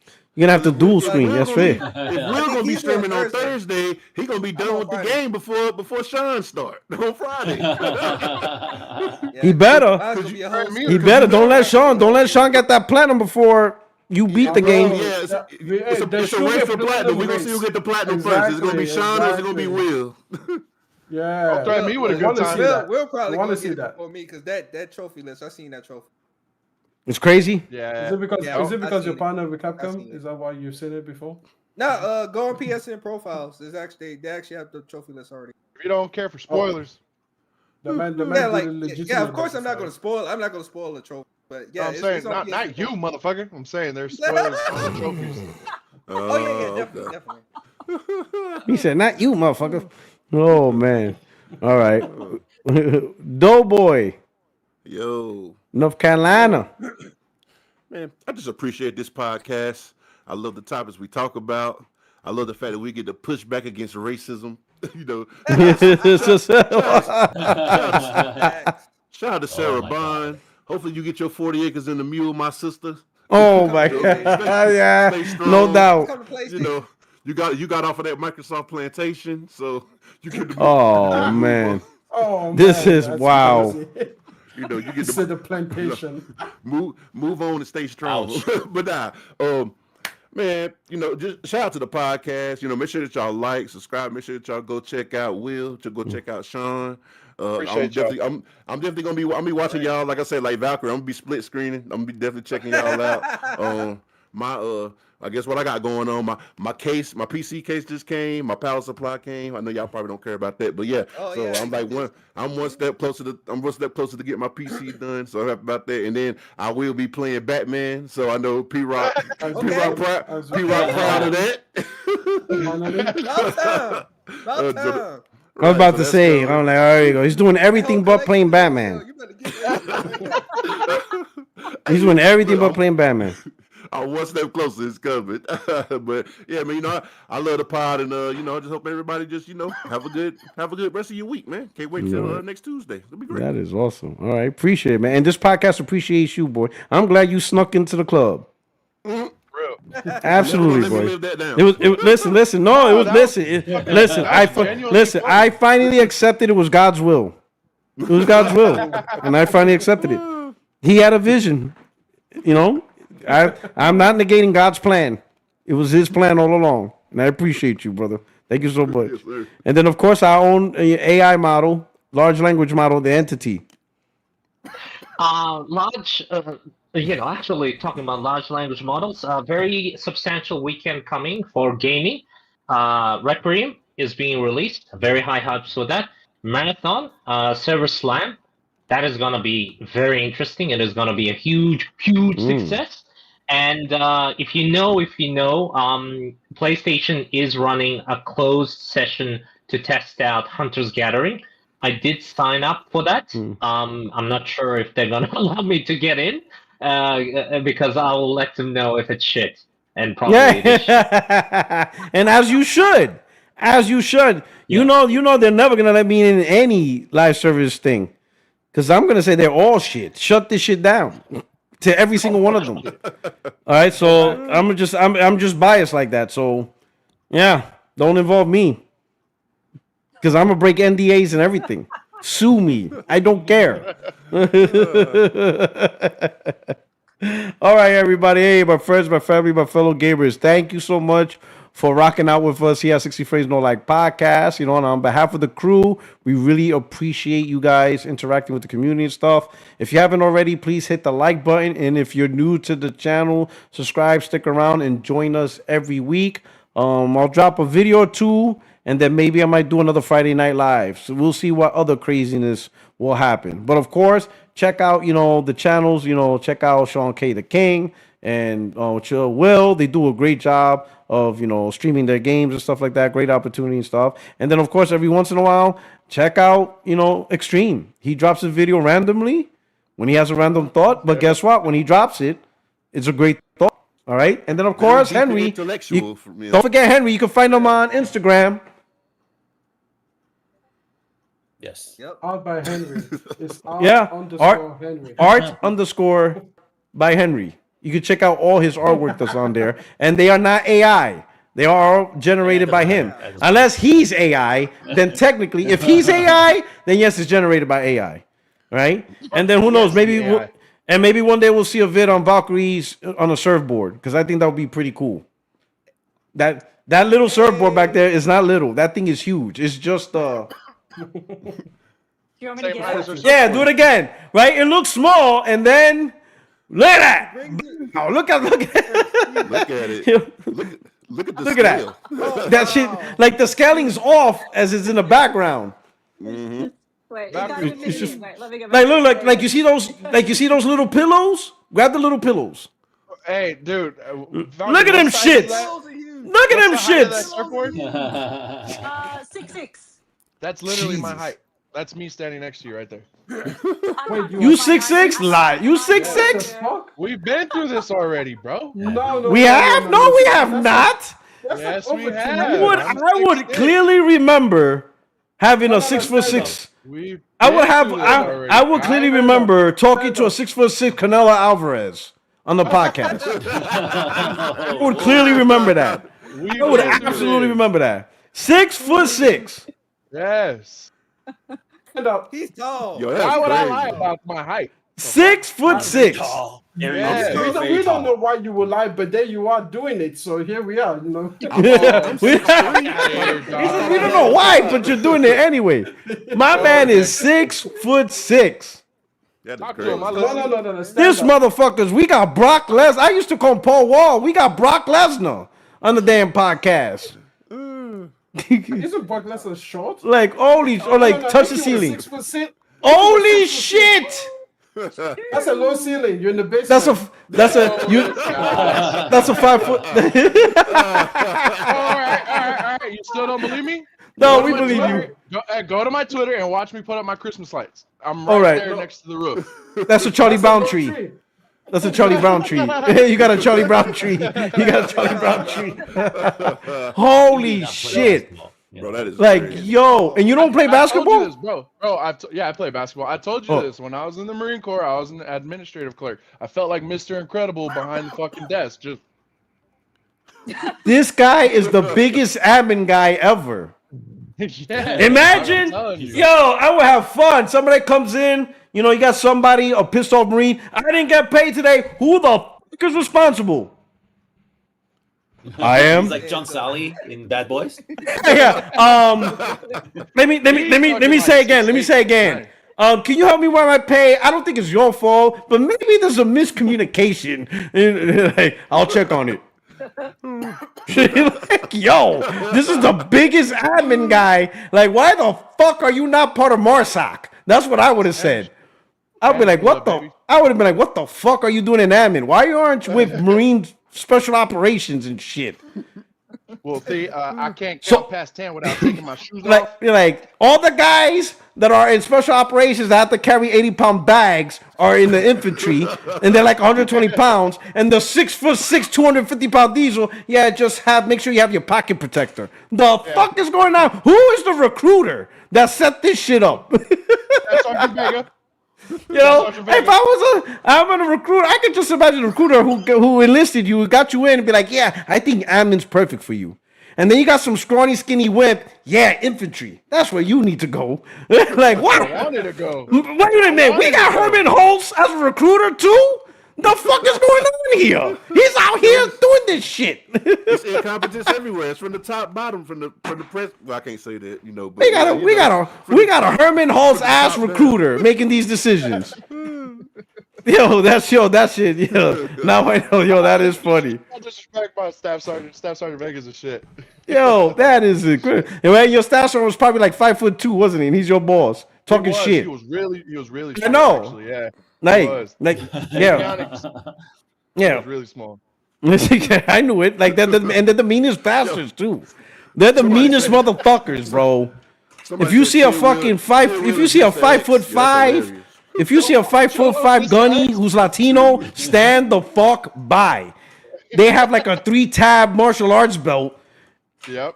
and they're just angry. They're like chihuahuas, angry That's all the crazy, too. time, boy. This fool was a fucking martial arts instructor. Yeah, dog. they all can fight too. You think this little motherfucker can't do shit? And they're like, all right, let's take it outside. And they are on you, bro. on you. On you. Fucking you up. Here's You're like, oh shit. Yo, P-Rock know his people, yo. I know every category of Marine possible. But I see you're like 5'3", you're a gunny, and you're Mexican. I'd be like, let me see your belt. 3 red tabs? Oh yeah, don't fuck with them. Brother, gonna he kill was in you. avionics. That was his MOS, and He's on the gonna kill side he you. was a martial arts instructor. I was like, He's what gonna the fuck you. fuck? You know, all they care about is chewing people's ass and fighting. That's how they got promoted. Like, okay, I see where this is going. You understand? All right, people. I hope you enjoy the show. Well, he said, "Thank P Rock. I'm kind of hurt." Why? What Silverworth? What did I say? Oh, is Fight close enough? Phil Spencer was 5'5" when he started at Xbox. Now he's 4'10". Oh man. Anyway, all right. You guys take care. Hope to see you guys next week. Thank you so much for rocking out. You guys take care. Peace.